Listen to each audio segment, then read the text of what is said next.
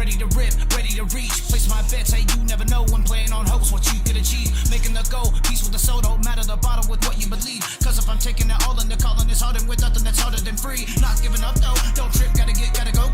Take a slip, make a pass, a little low. Put it down the gas for a show. Slide a pass in the grass for the OPO. Got first, never last for the oh no. To the pass, to the glass, to the FOO. Cause I'm gonna pass all you cowards with ease.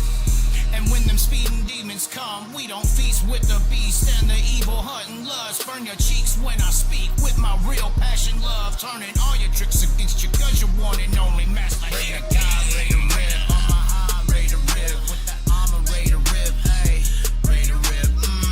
Ready to rip. Hey, ready to rip. Ooh, yeah. Trying my hardest to stay with the best. Flexing Giannis S on my chest. Facing problems down the depths.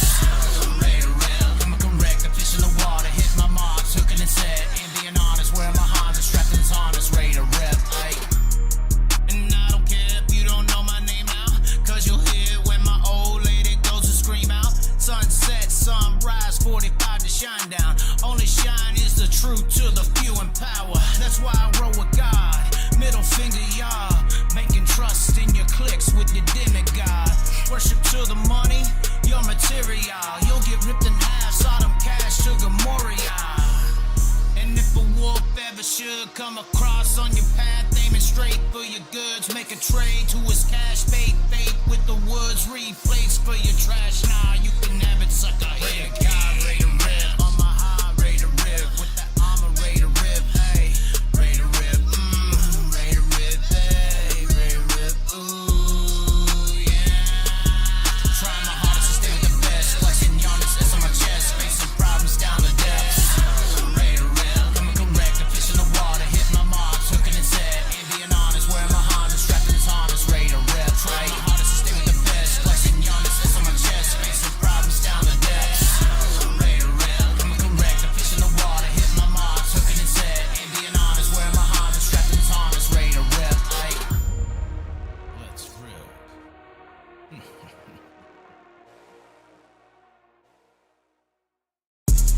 Ready. Rip. Praying to God, ready to rip. On my high, ready to rip. With that armor, ready to rip. Hey, ready to rip. Ready to rip. Hey, ready to rip. Ooh, yeah. Trying my hardest to stay with the best. Flexing Giannis S on my chest. Facing problems down the depths. Ready to rip. Coming correct. The fish in the water. Hit my marks. Hooking his head. Ain't being honest. Wearing my Honda. Strapped in his harness. Ready to rip. Hey. I jump on that track. Ready to roll. Ready to rip. Ready to reach. Place my bets. Hey, you never know when playing on hopes what you could achieve. Making the goal. Peace with the soul. Don't matter the bottle with what you believe. Cause if I'm taking it all in the calling, it's harder with nothing that's harder than free. Not giving up, no. Don't trip. Gotta go. Take a slip. Make a pass. A little low. Put it down the gas for a show. Slide a pass in the grass for the OPO. Got first, never last for the oh no. To the pass, to the glass, to the FOO. Cause I'm gonna pass all you cowards with ease. And when them speeding demons come, we don't feast with the beast and the evil hunting lust. Burn your cheeks when I speak with my real passion, love. Turning all your tricks against you cause you're one and only master. Here, God, ready to rip. On my high, ready to rip. With that armor, ready to rip. Hey, ready to rip. Ready to rip. Hey, ready to rip. Ooh, yeah. Trying my hardest to stay with the best. Flexing Giannis S on my chest. Facing problems down the depths. Ready to rip. Coming correct. The fish in the water. Hit my marks. Oh my. Oh my, ladies and gentlemen, we are here today. Oh yes, sir, D. Oh yes, sir, D. We are ready to rip. We got the tune in. We got it all, guys. We got it all. We're ready to rip. Hold on, we gotta get that music, keep that music going. As you can see, we got the dim light tees for the mood tonight. Tees, boy. Oh my God. Speaking of, look at this. Look at it. The hat. This is the right way to wear it, David, once again. And then we got something special on. Hold on. We got something special. The shirt that everybody has been waiting to see. The shirt that we put up on the damn website just for all you people out there. Let's get on up. We'll show you. We'll show you. Oh yeah, look at that. Look at that body. Look at that upper mass. Look at that. Oh my. The late model Princess T, bro, in that pink, though. Look at that. Late model Princess with the blue. The Chaz late model Princess across the bottom with the rose, bro. With the rose. No tats. No tats on the girl. We made sure she's secure with herself. Oh, yeah.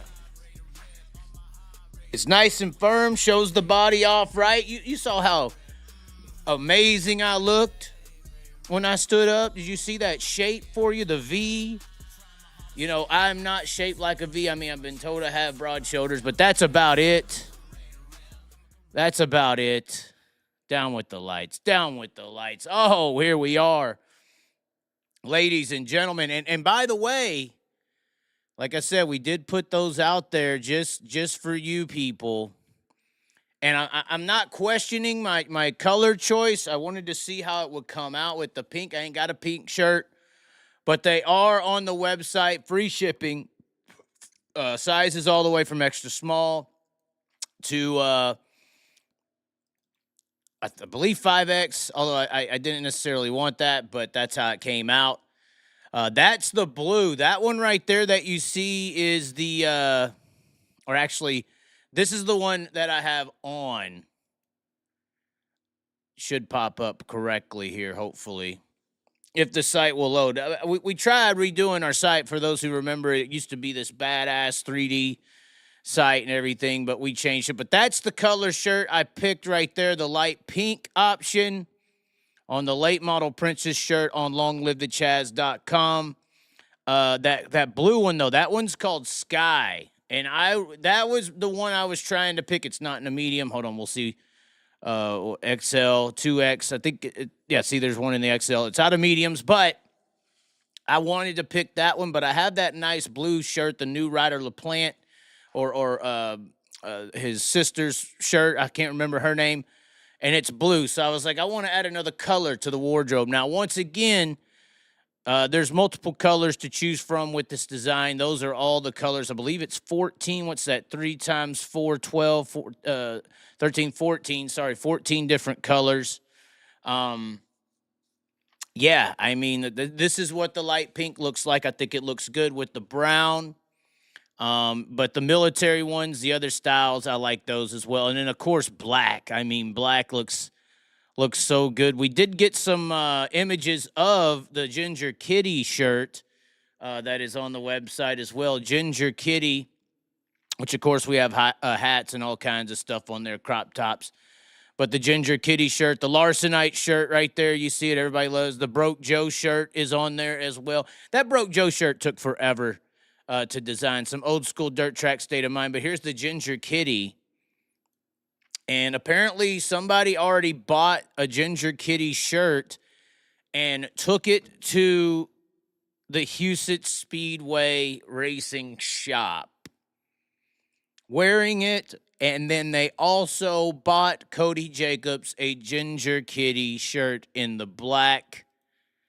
So Cody Jacobs, who we were trying to have on the show tonight, who bailed, and now we're going to talk about everything else besides racing. He has a Ginger Kitty shirt, guys. He has a Ginger Kitty shirt in his possession. Let me see if I can get this image up. Yeah, here it is, guys. He has the Ginger Kitty. Somebody brought that shirt to his website or to his race shop. And that is for Cody Jacobs. The man there, he wore the gray one, which the gray one, that's going to be, I think, the charcoal. Charcoal. I like charcoal, a little gray. That way you could still have some color, but not necessarily have to have a completely black shirt. I think the Stone Blue's the one I like the most in the Ginger Kitty. If I was to get that one, I'd probably get that Stone Blue. And military green is always a nice color to go with things. I like that. The military green color is nice. And then there's, of course, different flavors and looks. But I thought it was hilarious that somebody literally brought a Ginger Kitty shirt. White looks really good with this design. I know, and he's in a white car this year. That looks really good, but white gets dirty so easily, especially at a race. But that white does look really, really good. Purple looks really nice too, believe it or not. Almost has like a four color jump there. I'm surprised. But regardless, I think that's hilarious that Cody Jacobs has him a Ginger Kitty shirt. And you could have one too on the site. Long live the Chaz. Let's see what the chat is doing. Is the chat even being civil tonight? I want my Sprint Ginger Kitty. Should have added the old Brent Kading, wine 'em, dine 'em. What is going on? What's the chat saying now? The chat is going next level in the comments. You need a sweet and sour shirt featuring Brad and Kyle. Oh, my God. Sweet and sour. And then Cody, of course, calls Kyle. He makes a joke and says he's the Panda Express. So somehow integrate the Panda Express, a nice, veggie meal or something with some sweet and sour sauce, and then like a 57 and a 49 sprint car. I mean, we know the references, but if they're not verbatim, they can't. It's not like Lamar Jackson. You can't trademark all the 49s. But that would be an interesting T-shirt. Panda Express, sweet and sour sauce, Brad and Kyle have some kind of interesting look of a scene where they're crying as High Limit goes down as the Outlaws rise up, and then have like a Grim Reaper on the top, and it's like Cody Jacobs looking down on everything because he's like the Grim Reaper. It's pretty creepy. Chat's boring tonight. By the way, links in the description, Venmo, PayPal. We could definitely use them this week. I think somebody bought me some beer. This vape was given to me today, so I haven't been spending. But hey, we've been working. We've been working all the Tony Stewart stuff we put out, all the different clips. It was a great show. We got up to, I think at this point, like 600,000 views between all the platforms. Now here on YouTube, the full live only got around the 7,000 mark, which is unfortunate. It's a really good show. Great reviews from everyone who watched it. They said they never kind of seen Tony Stewart in that mood or mode. But at the same, it had 400 people watching it live. But the clips we put out on TikTok and Facebook, a couple of those, or the one on TikTok's already over 100,000. And if you don't follow the page, let's see here. We got to make sure these things are off. If you don't follow the TikTok page, it is Long Live the Chaz on TikTok. About to be at the 19,000 bracket. We do have some other videos that are decently popular on our TikTok. 9 million, a 5 million view video there. But there's some stuff with Tony. That one right there, I pinned it. It's at 105K right now. But there's some other stuff that, 22K, 54K. We got some pretty good views over here on the TikTok. So, and all these clips and everything, I had to do it. So this is what I mean by we've been working. So all these clips, I had to listen myself to the 3 hour and 30-minute show and then go in there and clip it all up myself. I don't pay for no little AI bot to do it. But that is the TikTok. And then the Facebook page, of course, we're going to be getting on the Facebook page. There's a very interesting topic in the world today involving the Facebook page. But Facebook, just as good. I mean, the views getting out there. So once again, had to clip all these and do all these edits myself. But 4K, we got an 18K there, 13, 35K. 15K, 39K again. So we've been putting stuff out.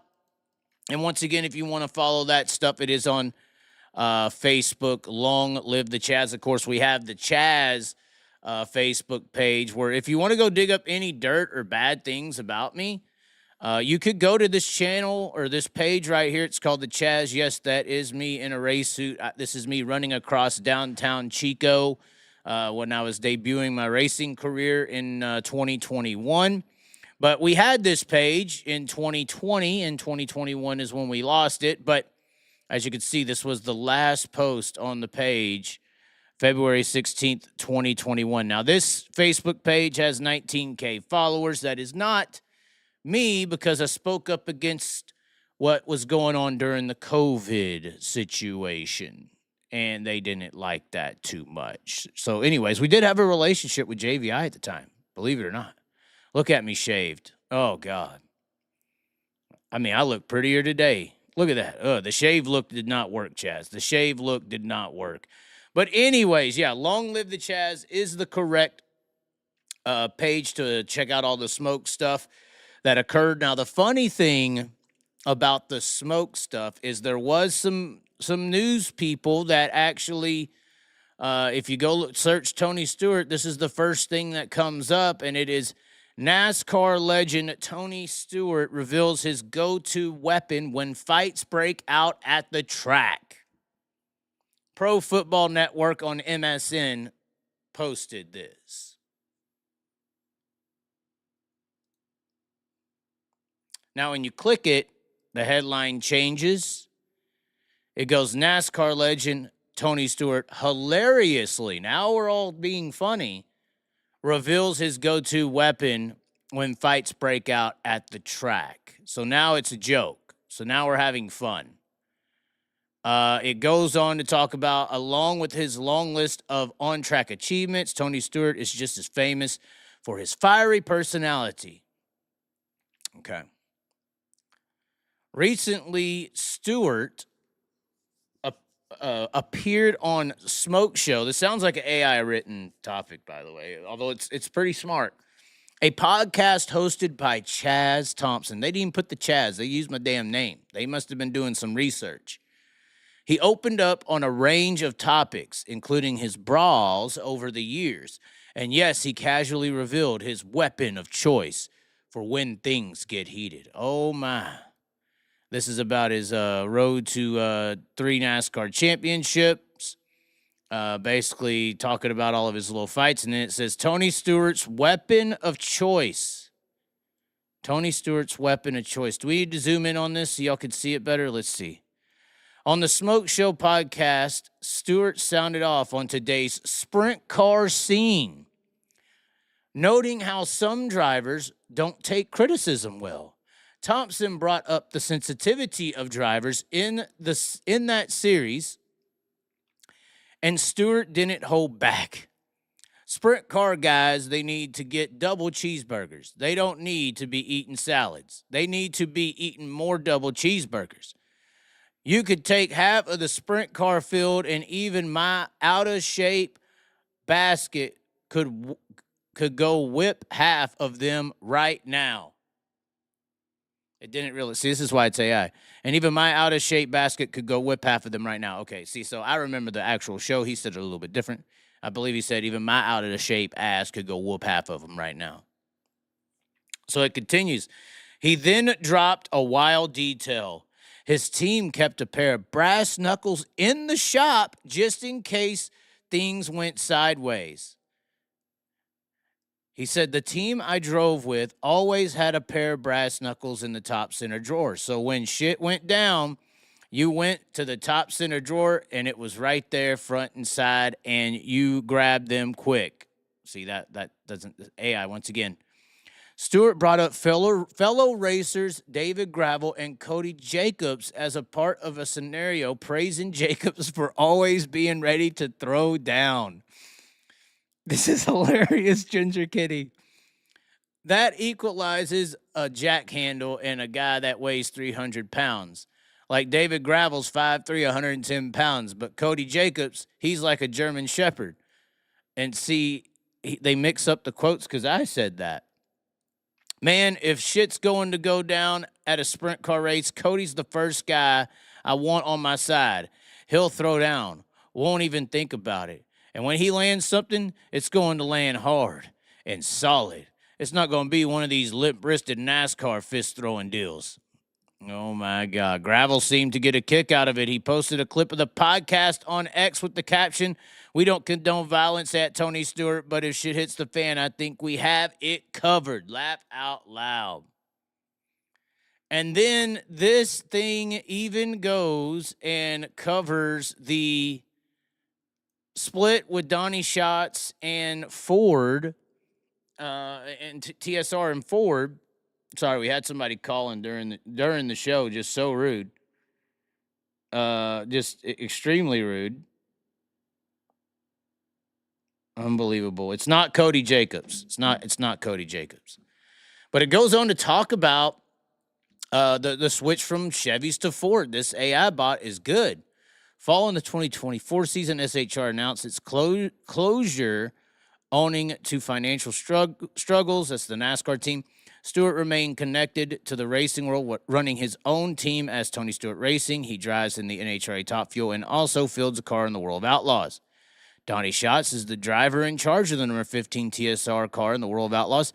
And for more than 9 years, Ford Performance has a net worth of, and after nearly, And for more than 9 years, Ford Performance, which has a net worth of nearly $40 billion, has been the engine provider for the team, and it goes into it. It goes into how the Ford partnership has been incredibly successful, AI says, who raced with Schatz, who raced to victory on 22 occasions while running the FPS 410 engine. Notably, the driver has also played an integral part in developing the engine for the last 5 years.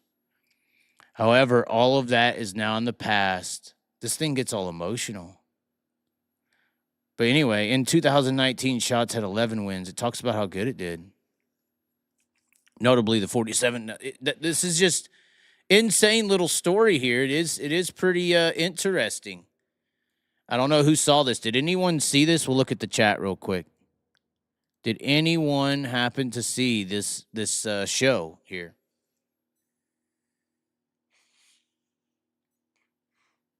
So funny, I saw an article that took comments from the interview. No credit to Chaz. They never want to credit to Chaz. I think Tony's show topped out at 467. Well, that's good. We're going to talk about sweet and sour now because this could get intense. We got our energy drink. We might have some baristas showing up soon. They said they were going to buy some. Hold on. Is that what it was? The delivery driver? Oh, no. Who could it be? Oh, no. I think the sister's about to bombard us, guys. I don't know if... Can we have the sister on the show again? Or no? Is this going to cause problems if she comes in again? Oh, no. I hear a door. Oh, no. Oh, no, guys. Are you coming to stay? No. She's not coming to stay, but it is the beer. It's beer 30, guys. Oh, shit. What do you think of this shirt? Let's show her this shirt real quick. This old late model Princess. Oh, yeah, I've seen it. It's nice, though, right? I designed that. I mean, it's pink. I know, but that's clean as hell, though. Look at that. She's hot, too, if a cartoon could be. It's like anime white trash. Sure. Yeah. Oh, yeah. Fits the body great. And this is a 2X. Huh. I could have got an XL. So if you do wear a 3X or a 2X, then that's what it is. It ain't going to be tight. Oh, no. We got some Dillardite. We got some Dillardite. Oh, no. We're going to need a beer because this whole topic coming up, you know what we're going to talk about tonight, Amanda? What's that? Which is my sister's name. Y'all don't need to know that, but we're going to be talking. Somebody said, bring her in. The mad Puerto Rican wants the sister to join. That we're going to have a super chat. Sorry to disappoint. She said her time is valuable. We're going to need some PayPals. What's your Cash App? You going to put your Cash App out? I don't have Cash App. What do you got? Venmo. Venmo. Oh, shit. She's willing to sell her time, guys. She's willing to sell her time. She's a prostitute for money. Oh my god. We were just drinking an energy drink. Now we're drinking a beer. We're going to be here till fucking 3 in the morning. It's 11 right now. So you're not done yet. You're out. I'm going to eat and I'm going home. You should go get some food and then come back with another 6-pack and put on a show. We're going to be talking about the Bubba Wallace Larson. We just started. And we're also going to be talking about this thing that happened in Frisco. You know what I'm talking about? That Anthony guy, the black dude who stabbed the white guy. They're white football players. Oh, yeah. Yeah. And then we're going to talk about the person out of Eustis who went to Facebook and is right now under the biggest scrutiny of world history for a Facebook post.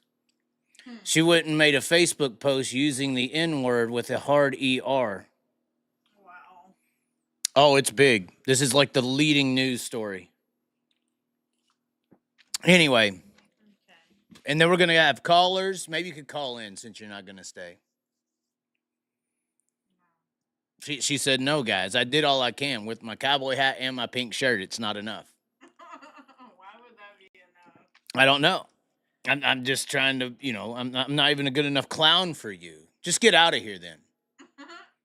Just get the hell out, okay? I don't need another woman to reject spending time with me. Oh my god, that is so wrong. Raven will spend time. Well, then ask Raven. I mean, Ask your boyfriend. it ain't about boyfriends That and sounds girlfriends. about right. Ask your boyfriend. No, I got boyfriends, guys. All right, get out. I got a show to do then. If you're just gonna be a distraction, there's nothing I can do. Yeah, I just brought you beer, bro. Yeah. You better send me money. All right. Receipts in the bag. Receipts in the bag, guys. Receipts in the damn bag. Hold on, we need to put the. By the way, we got this nice like Yeti cooler when we were down in Austin. We were gonna go stay the night on the lake or whatever. It's only $10. And dude, I feel like the Yeti ones are like 150. And I've had stuff in there cold for a while. Chat's looking very dumb, so we're gonna go ahead and get into the topics of the evening. So we have this situation in NASCAR where Bubba Wallace is being accused socially right now of purposefully spinning 100+ lap down Kyle Larson. So when we get to the video of the scenario, I'm just going to play the actual clips. This is on NASCAR's X, which once again, I'm not sure why Bubba Wallace is being blamed for this. This is the onboard. And you can see Kyle Larson getting the run. Of course, Bubba Wallace's camera's the bottom. Kyle Larson's is the top. He makes the pass underneath them. Bubba Wallace, and this is what everybody does. They arc down off of turn 2 to try to get off of turn 2. Now, Tyler Reddick, you see here in Larson's camera, just hits the wall. Larson backs out of it. Bubba Wallace is just too close, guys, for that much of a drastic change. You could see from Bubba Wallace's perspective, he is completely blocked. Of course, he's sitting on the other side of the car. And when Reddick's in the wall right here, we can barely see it being on the right side of the vehicle. But Reddick hits the wall, Larson lifts. You can already see it's too late. It's already too late because this is happening so fast as well, guys. So it looks very wrong. It looks like possibly the closest thing to a racing incident. Now, obviously, it did end up being if somehow Tyler Reddick, who's in the wall, and Bubba Wallace, who spins Kyle Larson out, somehow they are teammates, and somehow their boss did actually benefit from this happening. And some are claiming is the reason that Denny Hamlin won the race was because of this incident that happened right now on your screen. Just so happens, all of this did actually happen, and their boss benefited. I mean, sometimes, guys, God's involved. Because I can't understand any other way that would be. This doesn't make sense, right? I mean, Ryan Blaney was gone. It would have been his race, but once again, I don't know how much I believe in coincidence. I don't know how much I believe in coincidence. The Matrix, God, whatever you want to call it, caused this to happen. This is the closest damn thing to a racing incident that I have ever viewed. Ever. Yet you still got people, but after looking at the facts, you still have people running up and down on Facebook, running their mouth, talking shit, being semi-racist towards Bubba Wallace. I saw one fake post where somebody tried to say he was suspended because this was his second ill-intentional incident or intentional incident. They're saying he did it on purpose with Kyle Larson because of the fight at Vegas, because there's a fake post saying this. Because of the fight at Vegas and now this, he's suspended for a race. That's the extremism that I'm describing for you as far as hating on Bubba. What? How is that even a thing? Period. Does that make any sense? Does getting mad at Bubba Wallace with all the facts in front of us make any fucking sense? This is the most blatant racing incident in world history. Nobody's at fault. XYZ happened. It's like an equation.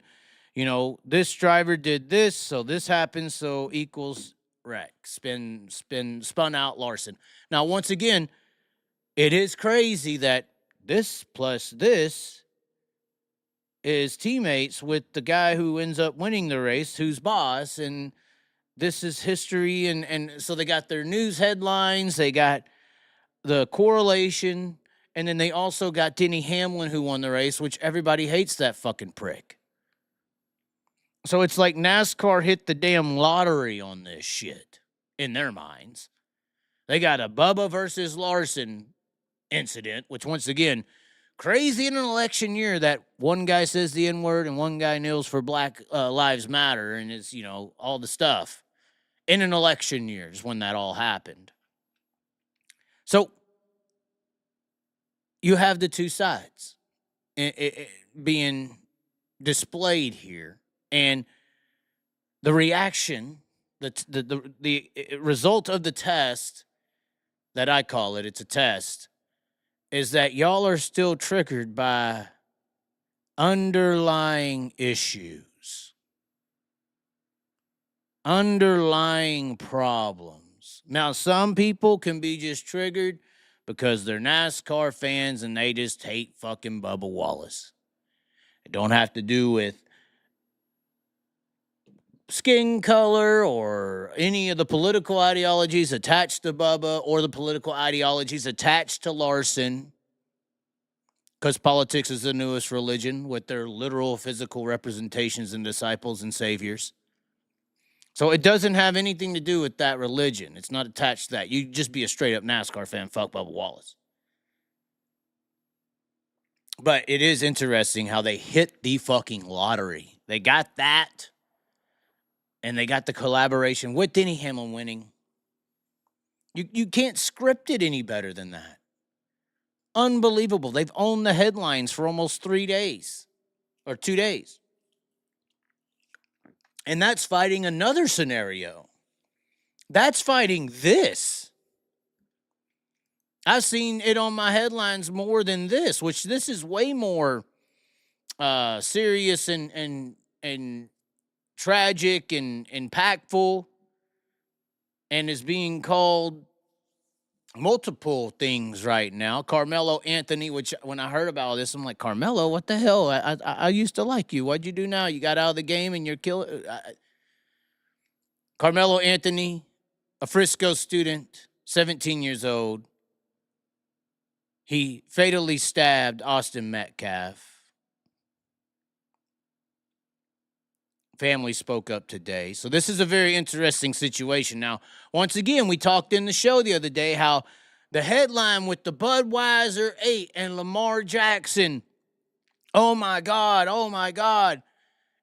And nobody went and clicked and read that it had nothing to do with the Budweiser 8. It was all just to get your reaction. There's been a lot of money made on this fucking thing to get your reaction. And they're playing on these underlying issues to get you to interact, banking on your mind. Because when you go look into this Carmelo Anthony Austin Metcalf situation, as much as your mind wants to jump to that headline and say it's the Budweiser 8 or that it's some black kid who's just ghetto and fucking went off on some poor white innocent little homie, before your mind jumps to that, when you go and read this scenario, this is a very questionable situation. When you look into what happened on both sides, for instance, instead of just looking at the visual representation and making a judgment based on an ideology that's been implanted into you personally your entire life, more than likely, and that goes for both sides, instead of the implementation of it's some ghetto guy who killed a poor innocent white innocent white person, instead of the ideology, oh, it's just a white guy, he was doing everything wrong and no way he did that, instead of just the extremism on both sides. When you go actually look at this, there's some fucking question marks. Now, of course, I'm a white dude, so I have a lot of white people who have posted about this, and this is why I can see the underlying issues in our society so well, is because I'm seeing the fault in the majority of what I see, which, by the way, I mean, we're still the majority by a very large margin. The white community is. So regardless, I see a lot of shit about this post that makes no fucking sense to me if you actually went and read what happened. I see a lot of political ideology playing a factor and a lot of underlying issues playing a factor. Now, underlying issues is, I would say, generational migration. I guess that a generational migration in your mind of what things are and how they operate. And to see some of the reactions to this Carmelo Anthony, Austin Metcalf situation, I can't believe it. So it's just, how could you think that, bro? The only way you're thinking that, you may not be saying the N-word or with a hard ER. You may not be saying, fuck him, he's black, get him. You may not be saying, you know, white guy killed black guy, time to say fuck you. Or on the other side, you may not be saying, you know, what, you know, the black guy's always innocent. It's not always the case. Instead of being, you know, skewed with your perspective of this situation, you know, you're just putting out the front that is so easily read. And red does not mean which color you vote for, although, I mean, they're trying to put us into those categories as well currently. So, out of all the reactions to this, but once again, I'm not going to judge this situation. There has been a person's life lost, and there has been a person's life taken, especially if, try him as an adult. I saw death penalty for Carmelo Anthony, disgusting psychoticness. Once again, you're just racist. You just are. People who have not even looked into it, only wanting him to die because he's black. Now, once again, I'm not going to justify people getting stabbed because they were bullied, which that seems to be the case. This Austin Metcalf and the guy was relatively known for starting problems. Just because he's white don't mean he's innocent either. He described the victim and his twin brother as bullies. Allegedly, they tried to jump him, took Anthony's belongings, broke his phone, and stomped on it. And you out there, you gung-ho son of a bitches, you sit there and say, well, I don't, I want my kid to be able to stand up for himself. You know how many country people I know that's got a pocket knife on them in case shit gets too sideways?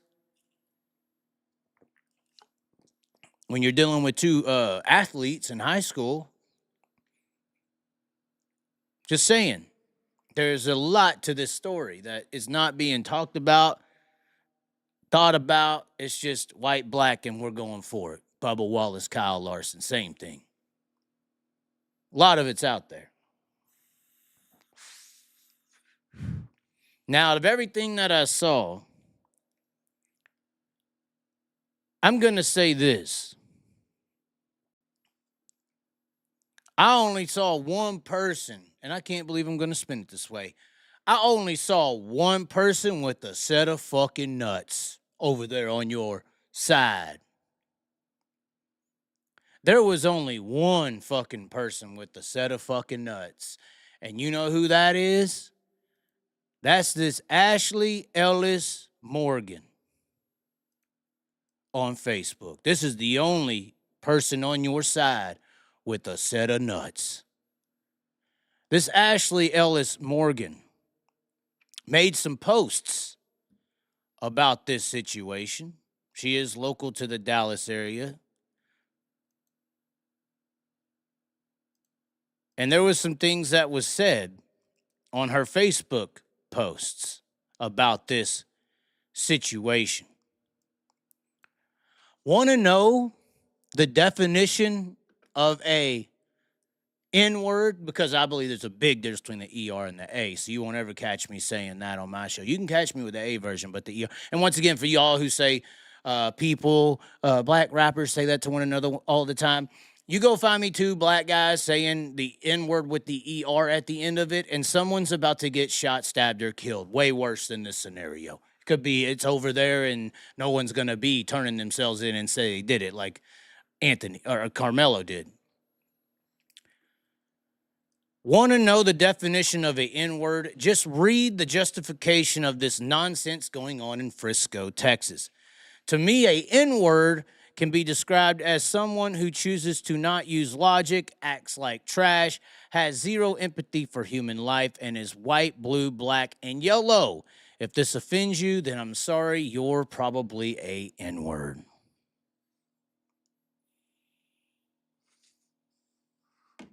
Now, the reason I say here's the only sumbitch with a pair of nuts on your side is because this is what all y'all be thinking.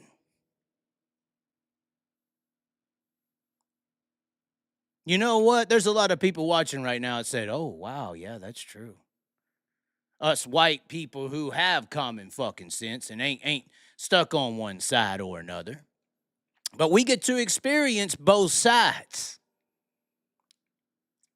Now, what she just said right here,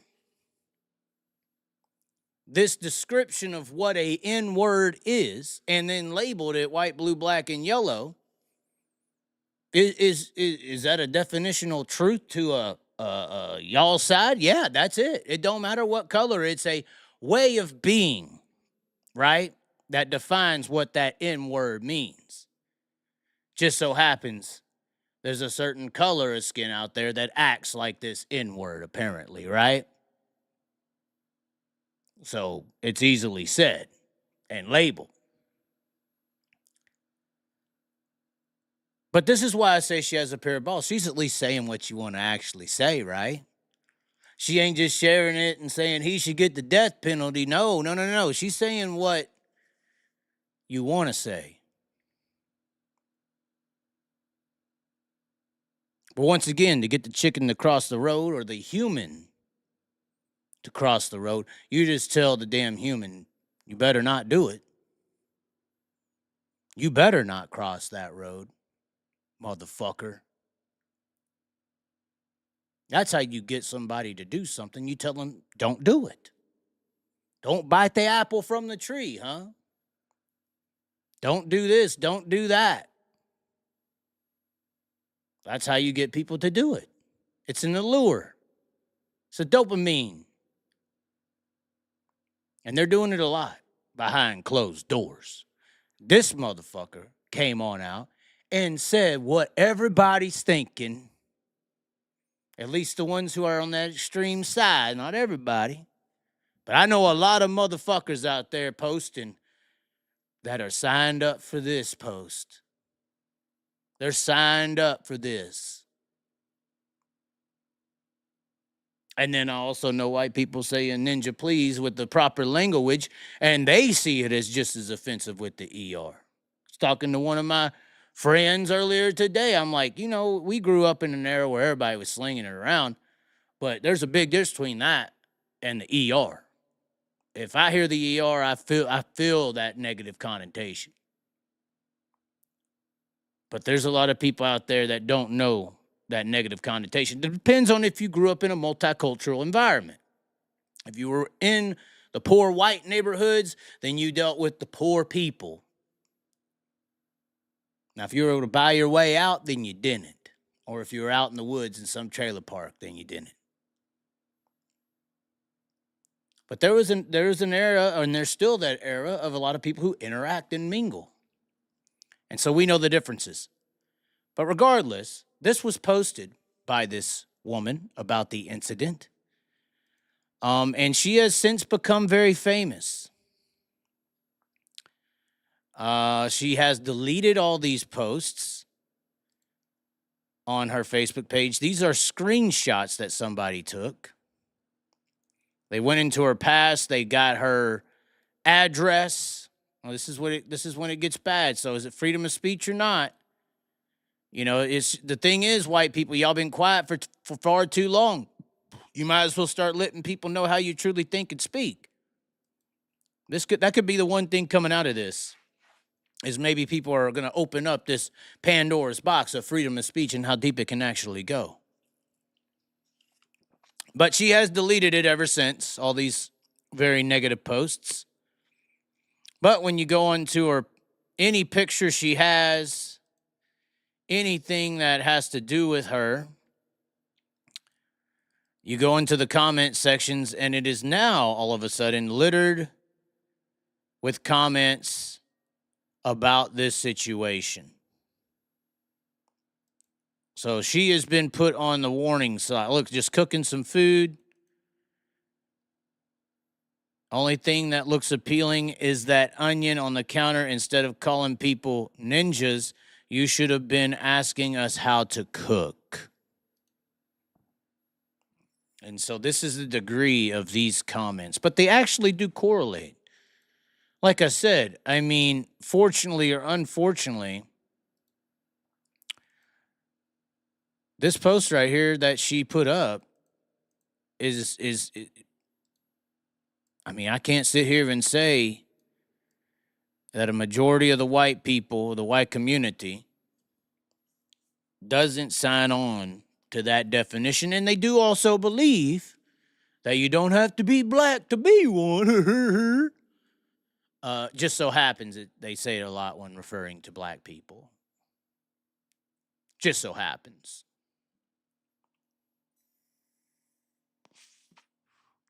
And of course, the word, they just made it up. It's like strawberry shortcake or potatoes. Who named all this shit? It's not like this thing came out of the ground and we named it a carrot. It was a thing. It didn't have a name. But this N-word didn't have a name or any connotation either until you made it out of something. So are we going to forget the carrot?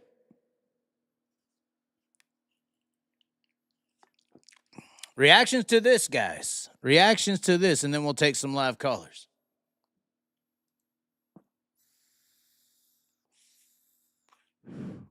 We opened the whole show with racing talk. I don't know what you're talking about.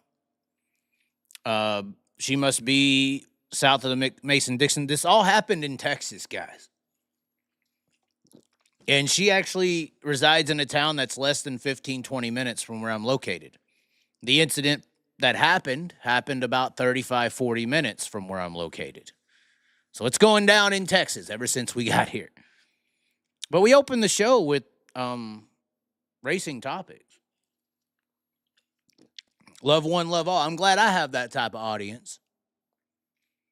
Because and this is why every year I have my issues, my situations where I come on here and address real shit.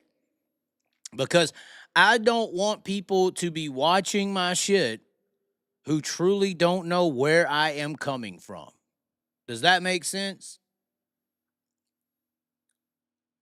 If you're gonna watch me and you're gonna join my shows that I talk and say what I think, you're gonna know how I think. Did you hear McCready and the Longhorn rumor? Yeah, everybody's heard it. Everybody's heard it. Now I am curious to get some reactions to anything I want to talk about. Whether that is, hold on, I know the screen went white.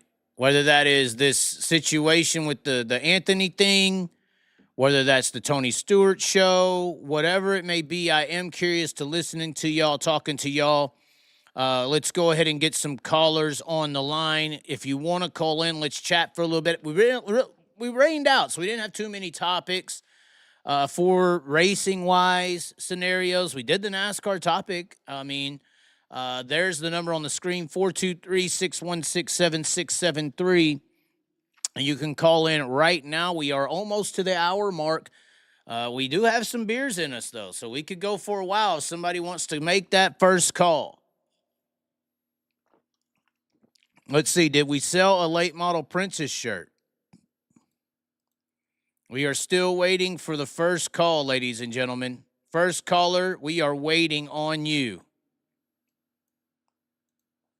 First caller, we are waiting on you. We'll put the chat out. And then we'll put the call now symbol on the screen, 423-616. And we got one incoming. Hello, are you there? Hey, Chaz, how's it going? Oh, no. Is this who I think it is? Who do you think it is? California, Bakersfield. Yeah, buddy. Oh, God. Yeah, it just makes me happy that you're recognizing my voice now. Maybe I'm just been nuisancing you enough for. We got to make you a shirt now. We got to make you a character. Well, I felt like I liked the late model Princess shirt better. The what? Oh, did you like it? Dude, I'm liking it a lot. I gotta wait till Wednesday when I get paid and I'm buying the gray one. The charcoal gray one? Yeah, the charcoal gray one. I think black looks nice. That blue looks really good. Like I said, I had a blue shirt. And pink doesn't look bad, especially with this hat. It looks good. I don't have a pink shirt. It doesn't look like you can't really tell it's pink. Well, and it's a light pink, and stuff, so like watching. It's almost got that white man skin color. little flush. It looks like me after like spring's coming up, so my shirt's been on. So I'm gonna take my shirt off pretty soon to go out and soak in some sun rays next to the pool, and it kind of looks like the way my skin's gonna look before I start getting sunburned. Hold on, we do have an interesting comment that just went onto the screen. Ha ha ha! If you cared to talk real shit, why not talk about the kid Tony Stewart killed? You're no better than big media and hiding that. Let's get real. Why did he run him over? He been in how many cars? I'm pretty sure we brought it up, didn't we? I'm pretty sure we brought it up, right? You brought it up. Tony nipped it in the bud, and we'll never talk about it again. But at the same time, when is he ever? For Tony's life. I thought I did as good as I could. When's the last time he's ever talked about it? I don't think he's ever. That's the first. That's a 10-year silence.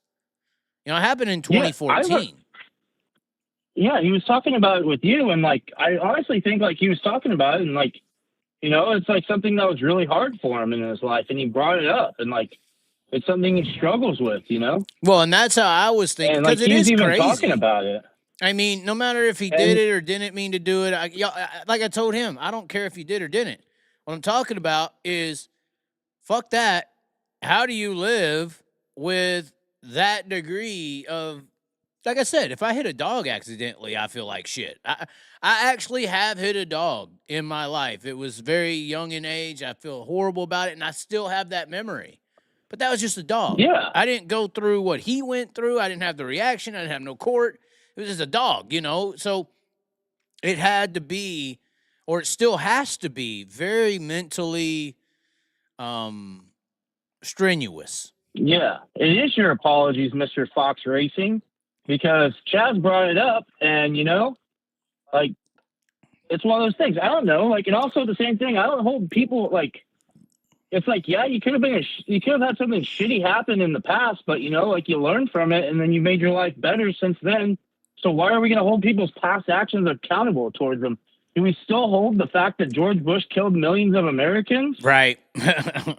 Do we still hold that? Do we still hold that against him, or we just think, oh no, he's just some nice old man? Clinton's He's just going out the doing first cocaine and banging strippers or whatever. I mean. Yeah.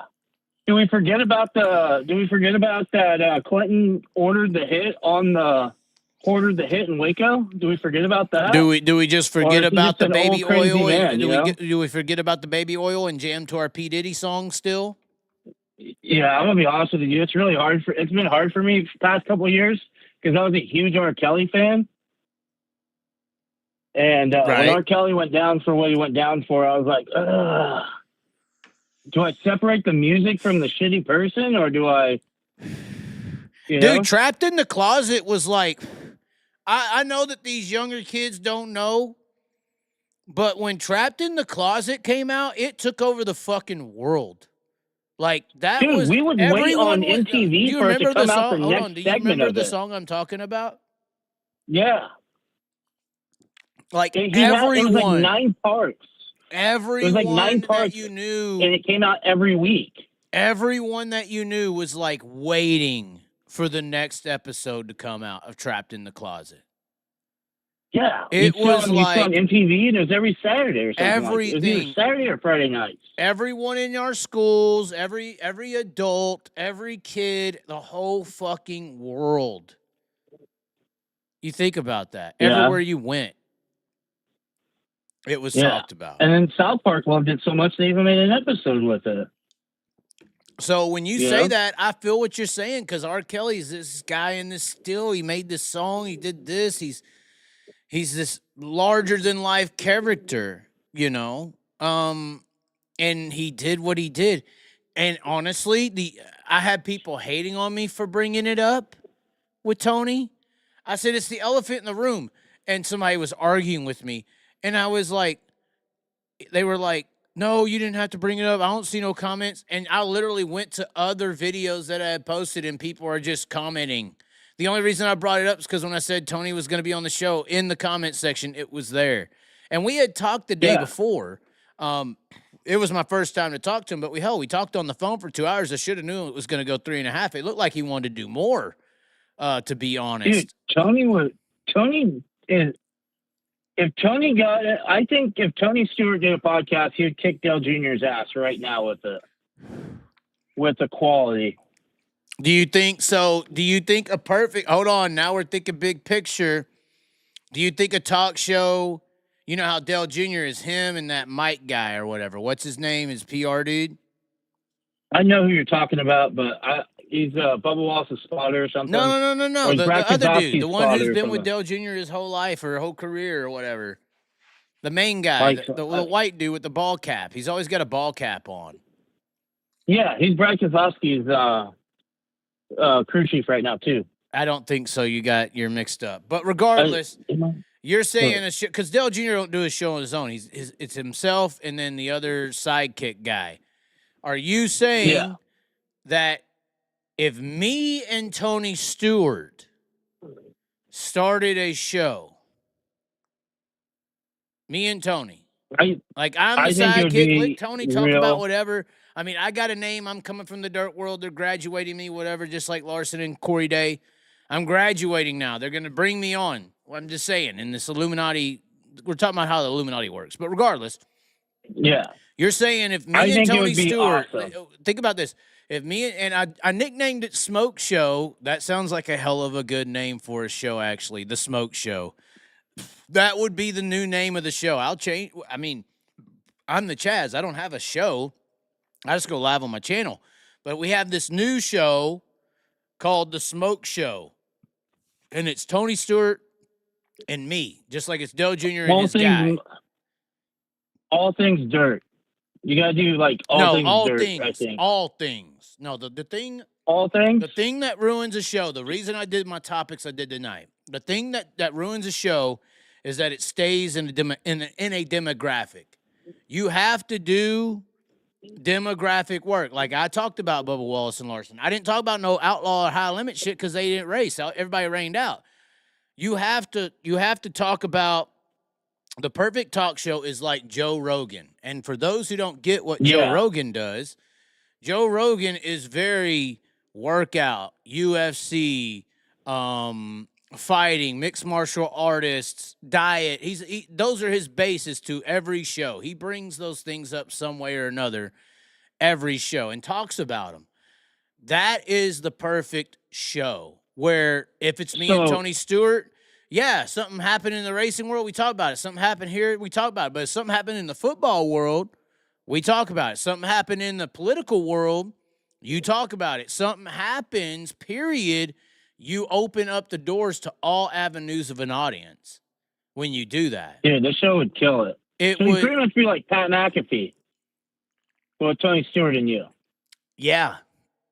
Yeah. Except I in a way, I'm bringing a little clout. I'm not bringing nothing to the table.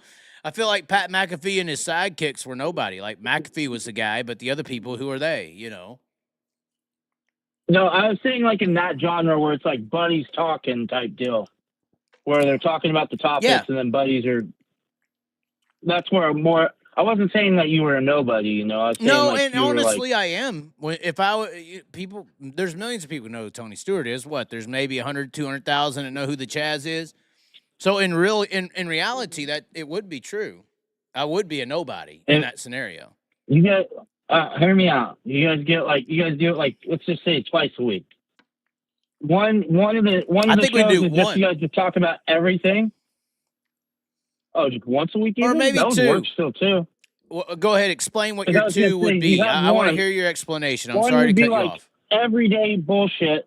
Like you guys saw a stupid story and you guys just want to talk about how ridiculous it is with the story, like something like that. And then the other episode, you guys bring on a dirt track guy. Like you guys will bring on like Carson Macedo. Donnie can come on from time to time, Right. Larson actually, can come on from time to time, and what you're talking like about, interview episode. And what you're talking about is actually perfect, because we bring all this shit in there, and instead of having, and your 2 nights a week made sense, and here's why. 1 night a week is current events, whether that's a racing incident, NASCAR, political, racial, whatever, every topic there is, But I think there should be another night where it is an interview or a guest show. And that's where you bring, instead of like NASCAR with Dale Jr. bringing all these old NASCAR people, making them famous, we bring in Sammy Swindell.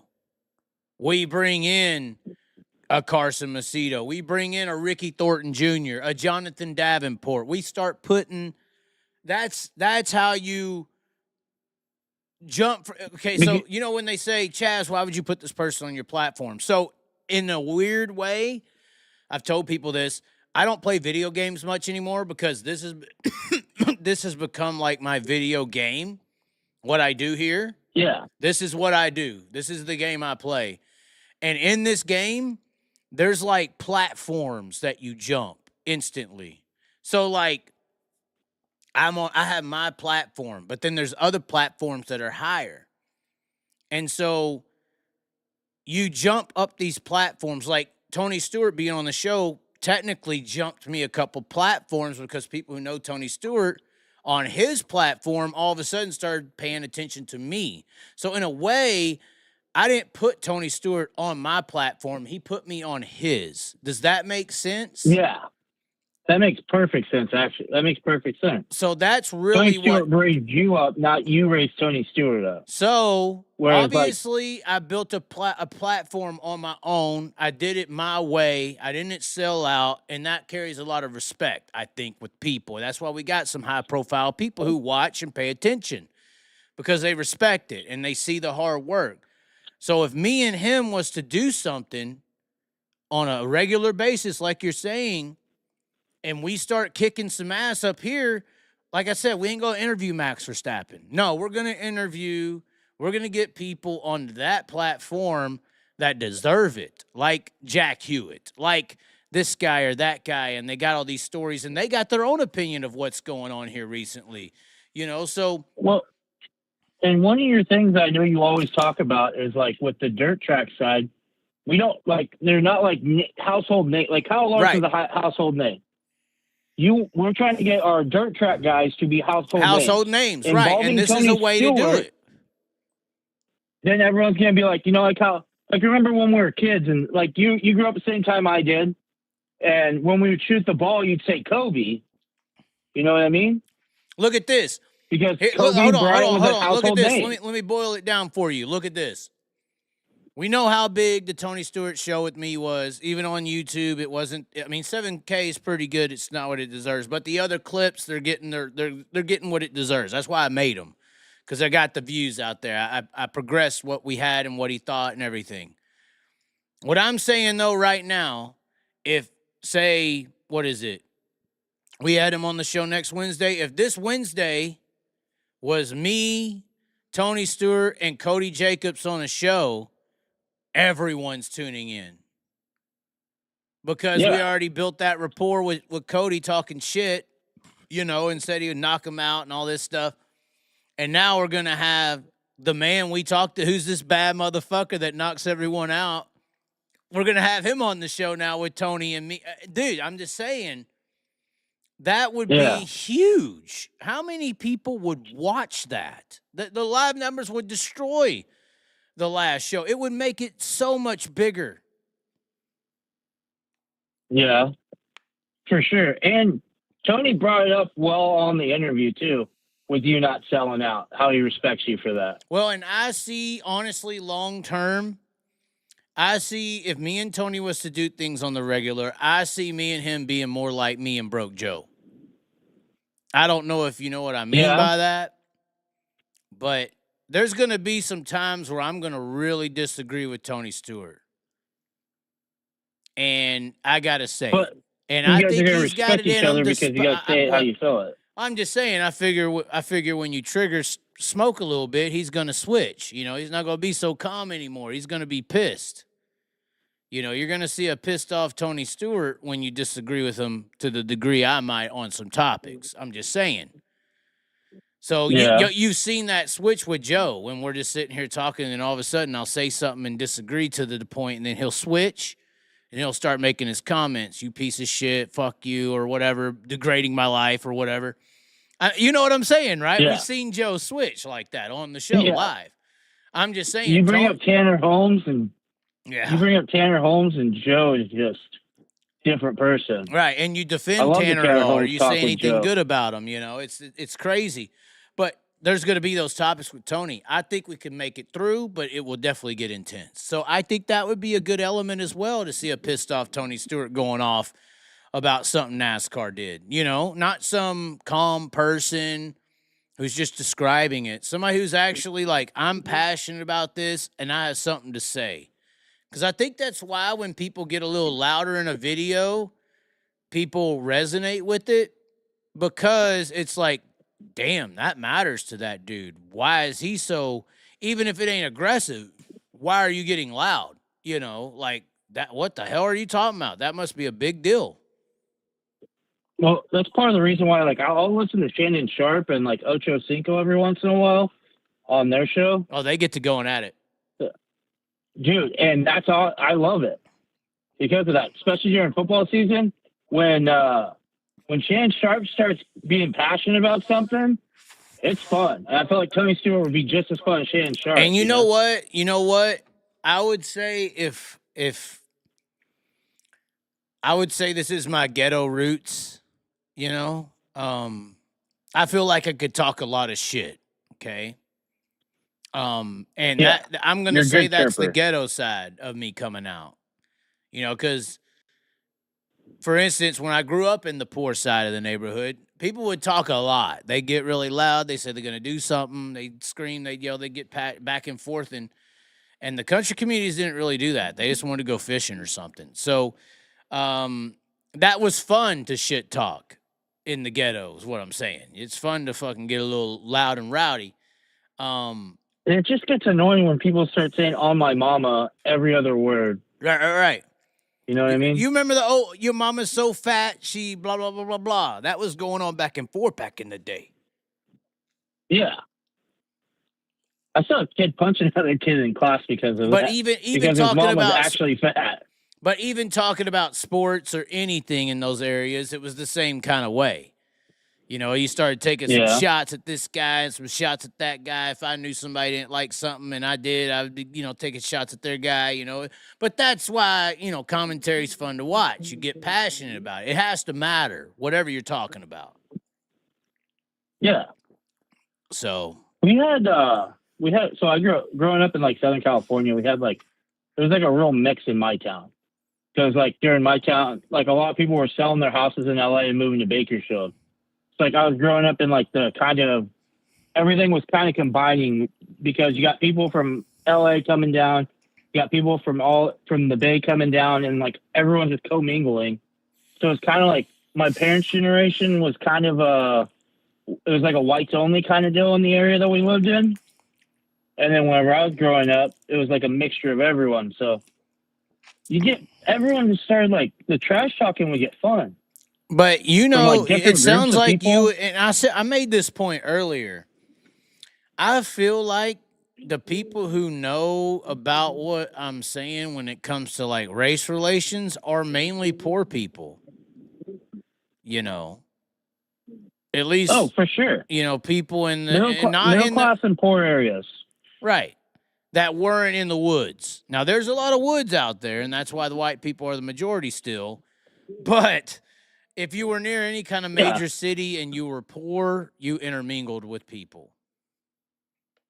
Even like middle class though, dude, because like, you got one guy that's dad just got a good job. So he was able to move his family out and then they came over, Right.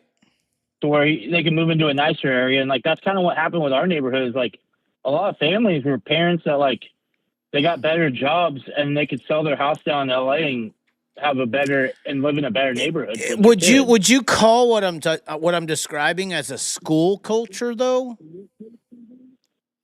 I would call it like Don't you think that like the generations Southern California culture? Well, that's true. There is different regional cultures.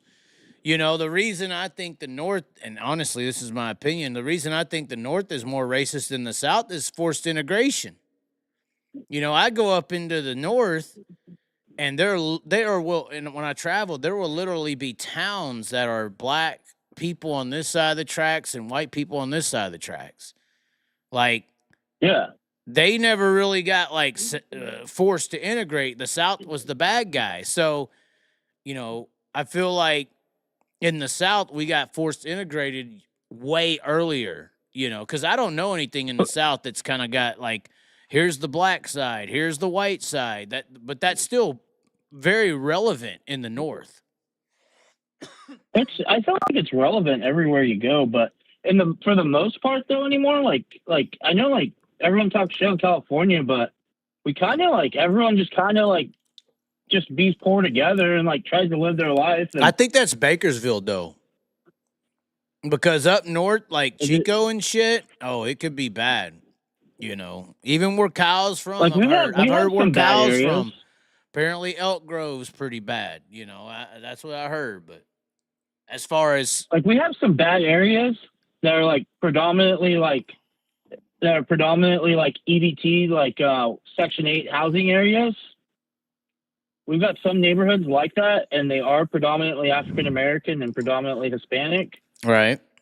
But then you get like middle class areas from people that they grew up over there, and they kind of worked their way up and were able to buy a nicer house. And then you got areas where it's like everyone's middle class and we're just kind of commingled. Right. Yeah. But it was just naturally commingled because everyone could afford the house over there. Let me ask you something. Do you see a big difference between the N word with the A and the N word with the ER? Like when I hear it, like when Kyle said it's the N word. Hold on. on. When Facento, which Facento's the OG for the record. When Facento said the ER version at Chili Bowl, they kicked him out of the fucking building. This was in January before Kyle said it. They kicked him out of the building. He lost his ride. He was locked into the Saturday main event. I went off in the building. Yeah. I said, all you motherfuckers, y'all are chastising this fucking guy but why, though? Yeah, all y'all are fucking saying it. Put your balls out there like that chick did earlier. That's what I was saying. I was basically saying all y'all are doing it.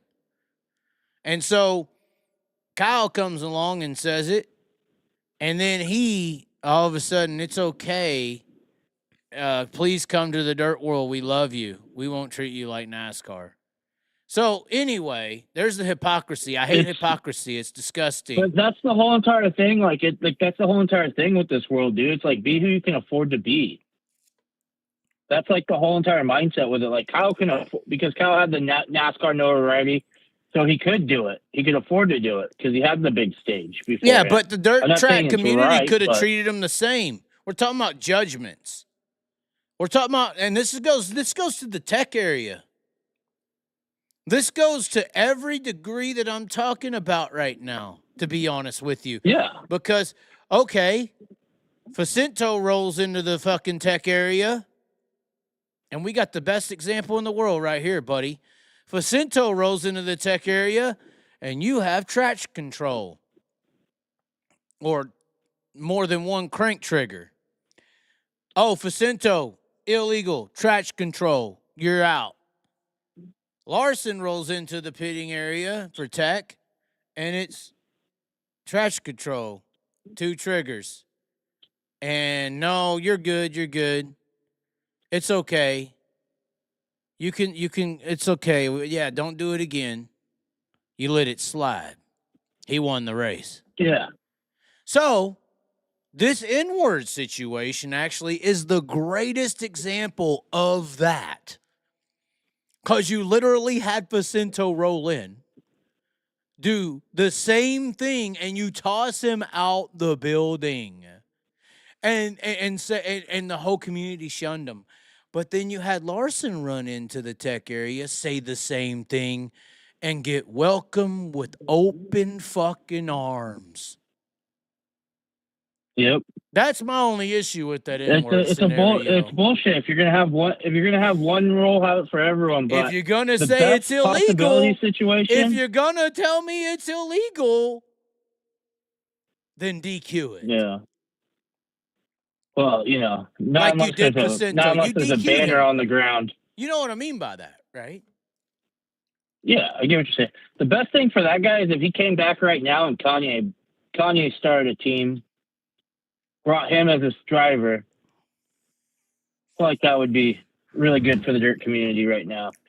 But let's talk about the R word. Big difference, right? The ER version is... I felt like with like growing up, we used to say like, and it's just like the same. But then again, like growing up too, like with words like that, like. Hey, look, like I'll be honest with you. Hold on. Bro. Look, I'll be honest with you. I said the hard ER a lot in my life. My dad said it a lot. My mom really didn't, but my dad said it, and I said it as well. Hard ER. All the time. And it most of the time reference black people. Most of the time, I mean, yeah. I was that girl on the Facebook. I said hard ER growing up. Yeah. It took me till 23 or 24. My dad died. I got to think about it, reflect. My dad died early, though. There's people still in it. I got to reflect and say, man, that wasn't right. Why was I ever saying that? And I drew the differences because I got to experience both sides. And then I said, no, that ain't right. I felt like we just like, with like the R word and stuff, like, it was just like anything could have been that, It wasn't geared towards people with special needs when we would say it. It was geared towards anything, like it could be your video game console. It could be like the same thing. Like we're talking about two different words. We're talking about two different words. You're talking about retard. Oh, I was talking about Yeah. I'm talking about the other word. I'm talking about Nigger. I used to say it growing Yeah. up all the time. All the time. We said the A a lot because we all were into rap music. I did And too. I So felt that like, was the deal. Like I got to experience two environments, I guess. And honestly, I guess I didn't really say ER a lot, but I did say it. I didn't say it as much as my dad or people I was around, but when something really got me pissed off or something, it was that to that degree. You know, that word would come out when yeah. I was really mad at something. You know, it didn't come out easily, but I did say it.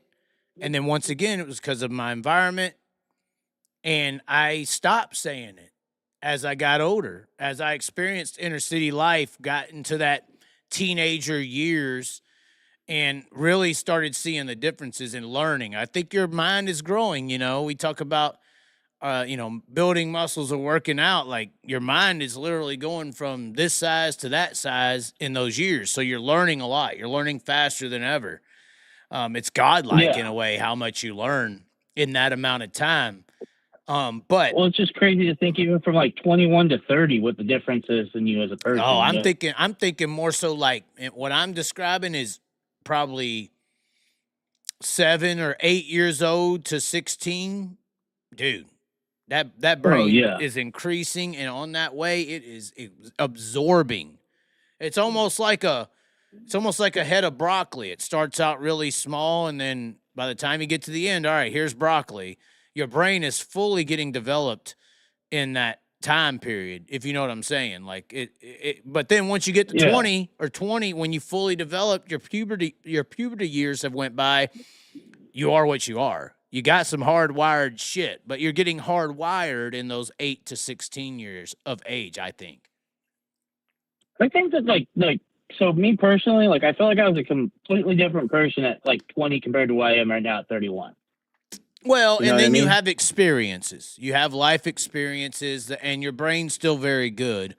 So you do mature. That brain matures. It's almost like ripe. It's like a banana. You get to the full growth, and then it's green, green, yellow, yellow, and then it rots out. You know, that's technically what our life does, right? Yeah. But When I was is gonna it say ripe, too though? though, That's like the with question. like I felt like mine wasn't ripe till I hit 30, dude. Yeah, I would say that's true. I would say you got to get to I would about say I hit 30. 30 and then like I didn't know what I wanted. Like I was just kind of jumping around and I finally figured it out. Like late 20s what I wanted to do with my life, and then got offshore and then just never wanted to leave. You know, that's about. My mom died when I was 28, I believe. I had lost 140, 50-ish pounds. And, well, actually, like a little more than that. Above 150, I'll say. And then I had my situation where I figured out staying in one spot wasn't enough. The exploration side of me came out, to be honest. Yeah. I had been in Texas. I had never went to any other state in my life except Oklahoma, Arkansas, and Louisiana. I had never been outside of this little region until I was 30 years old. So from 30 So at years 30 old you to figured that you're like, 37, hey, I'm not. I'm just saying from age 1 to 28, 30, that is, I didn't go anywhere but 150-mile radius. And from age 30 to 36, actually age 30 to 36, I went from that to every single lower 48 state and Australia and Hawaii. Yeah. You found your passion. That could be also Found what you needed to described as do. a midlife crisis, but we're making it work. So I don't think it's a midlife crisis, man, because you turned it into a successful channel. You know, you're bringing people into the dirt track side of things. You know, you're well, and like, to be honest with you, it's like a hard you partially got me into it. to me. It's a hard, deep faith in God. To be honest, it's a very religious based mindset. I think that the degree I have God on my side is just unfucking real. There has been so many things I've got to experience, go through, see, that can only be described as godlike because I've never had the money to do it. Ever. Yeah. You know, I did You not. I figure did it out. not. Like, I remember, there dude, was like, no. Hold on. Here's what I mean by this. There was no essence of security. Everything I've got to do is 120,000% faith based. It's taking a leap. yeah. So that's what I mean. Because I've had millionaires and hell, a couple of billionaires call me up and be jealous as fuck that I got to do something Yeah. that they haven't I get done. jealous all the time, dude. You know what I mean by that? Yeah, I agree. Like, you know, dude, you had no money and you just like, screw it, I'm going to Florida. I had no money and I spent everything but $200 to go to fucking Australia instantly. Yeah. That Australia trip was insane. So I bought the flight, dude, and went down to $200. I just broke up with my ex-fiance. My engagement was broken. It was one of the worst, saddest parts of my life that I've experienced so far. And I had been in an area trying to deal with that, and also wanting to go to Australia. I even talked about it with her, how I wanted to go, and she had always said you should go. And I got into a situation where I was trying to cope with it with working really hard and fucking with some hoes, to be honest. There was some hoes I fucked around with, and I felt bad. And I was like, this ain't doing it. Like, this is normal shit. We need to do something special. And something just made me purchase that flight. I looked it up in the past, and it was like $4,000 or $5,000. And then for some reason, this feeling came over me, and I looked up how much it was to go to Australia as I was sitting there in what I'm describing. And it was like round trip, $1,200. And I'm like, holy shit, I could be there. I could make it. And so That's it. Yeah, it was 12. So I was like, oh shit, I need to submit my stuff to get my passport and all this. There was these apps and shit, and I submitted it. I was like, if it fucking goes through, I'm gonna have to do it. Woke up the next morning, it was gone, bought the ticket. That night, I talked about the racing in Australia because I said I was coming to Australia. That night, Callum fucking put it on Brad Sweet and them, that hellacious race with him and Rico and everybody. I did a show that night talking about it because it was amazing racing. Wake up the next day, I got Trone, 39 people texting me saying, hey, can you hook us up with Callum? We want to put him in a ride in the United States. I tell Callum, we have the show with Callum. Now everybody over there wants me to come. So many things fell in so many perfect ways on the fucking fly. That is God, in my opinion. 100%, that dude. that isn't good odd luck. Oh, you talked about the right thing. Oh, well, you sucked and sponged off him. That is God. Something's in control of Good that. thing. Yeah. You know. I can agree. It makes sense, dude, but like, well, it's just like every time you jump off the airplane to go skydiving, it's a hell of a ride. I'll tell you what, the adrenaline you get, and maybe this is a drug. Maybe this is what's going on. I honestly feel this way. The adrenaline you get when you put your life on the line, because when you spend everything you got to go down to $200, you're trying. You're jumping off the cliff. And in Australia, that might get you something off the value menu. You're jumping off the cliff. Now, I've had other people, a guy named Mark out of Geelong, the Drew family out of Avalon, another guy named, I'm naming off the people who helped me out, the Corbett's. I still feel bad. I had a video filmed with their race shop. I still haven't put it out. It's one of the most negative feelings I have right now.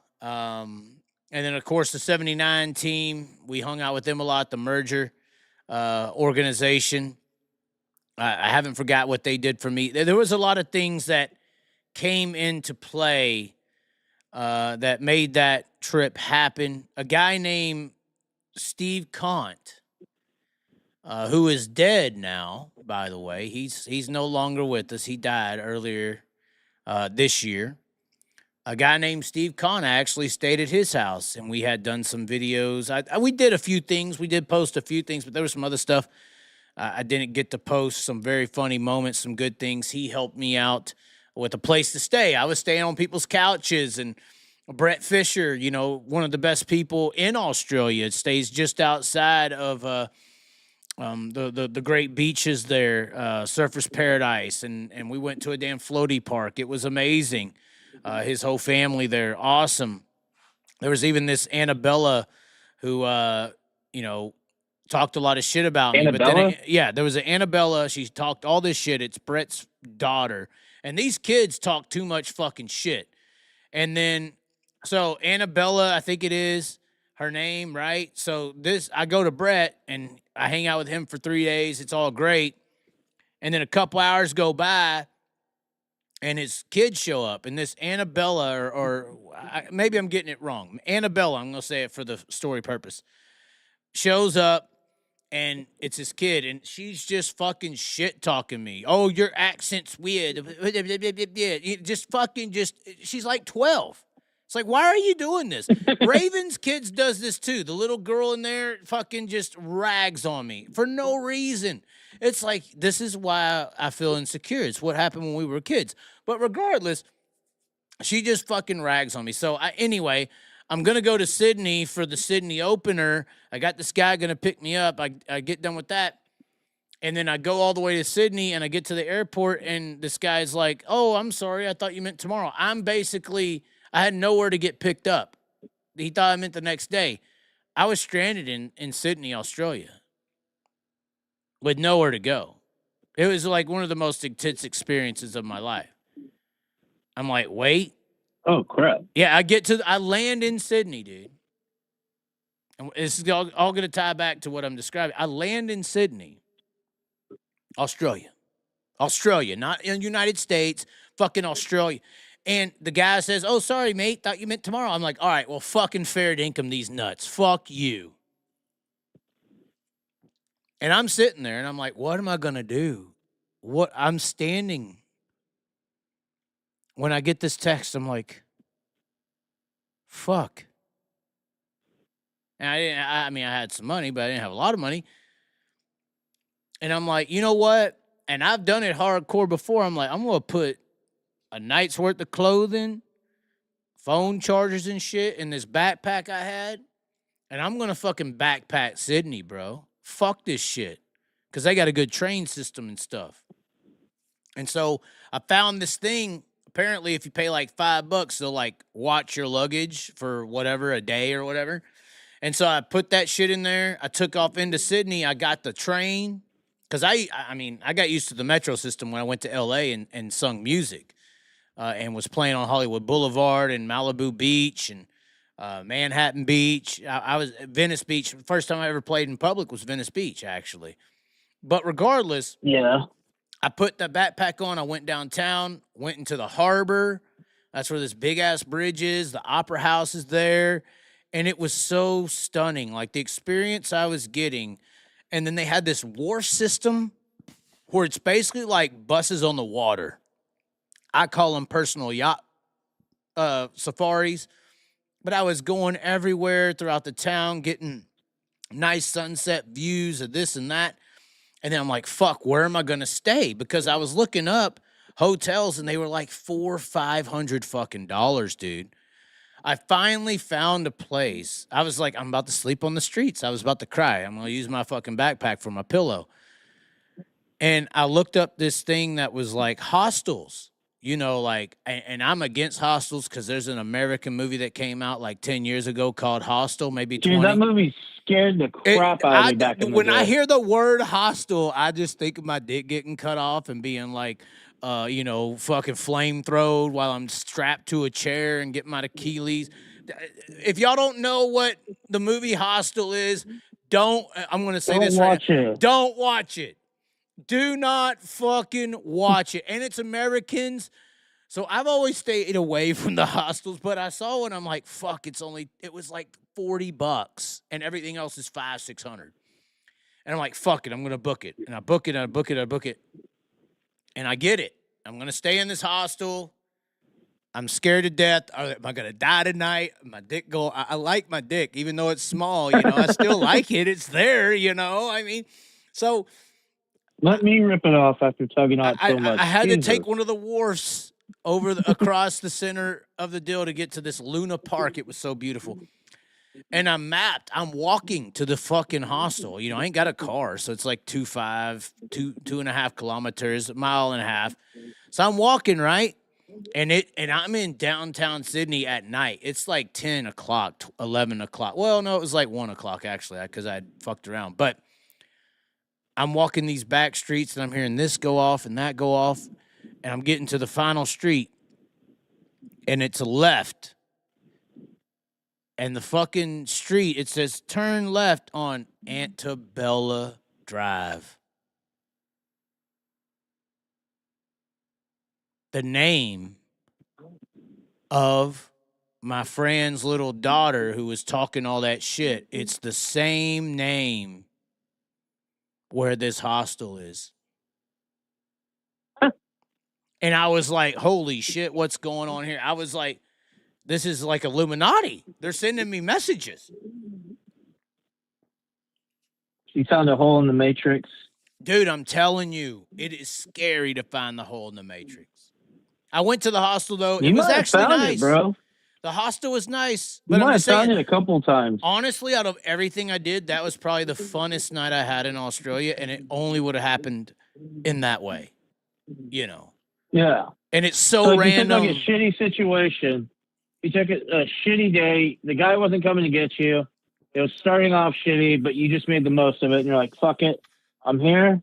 I don't know if I'm ever going to be here again. And let's go. Let's backpack this motherfucker. Yeah, dude.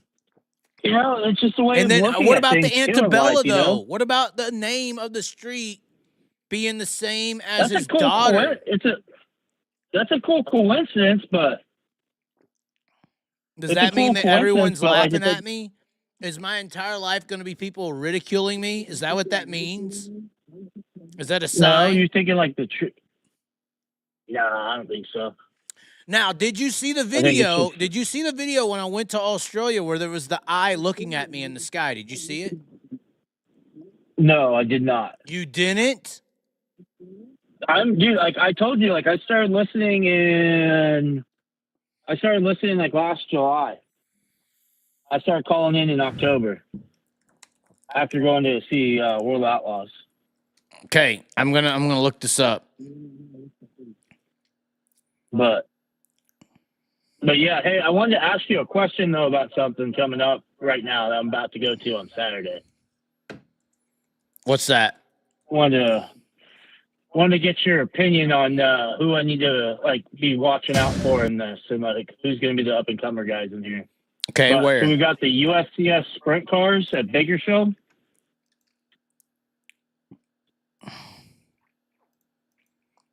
I don't really know. I'm sorry.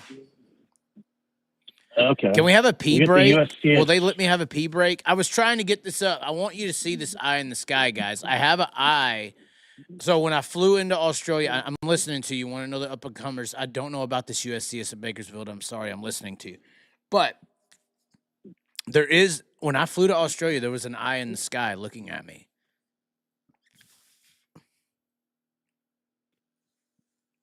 Dude, do you have the picture? Oh, I got to pee. Can I pee first before I show you it or no? Okay, let's see I'm going to handle the comments. I'm going to thing bring right now. up this eye in the sky. Dude, I'm scared. I think they're coming after me. I'm going to keep the comments though for a second though. That way I can read the comments while you're Let me gone. get up all sexy and shit with this late model Princess shirt on though.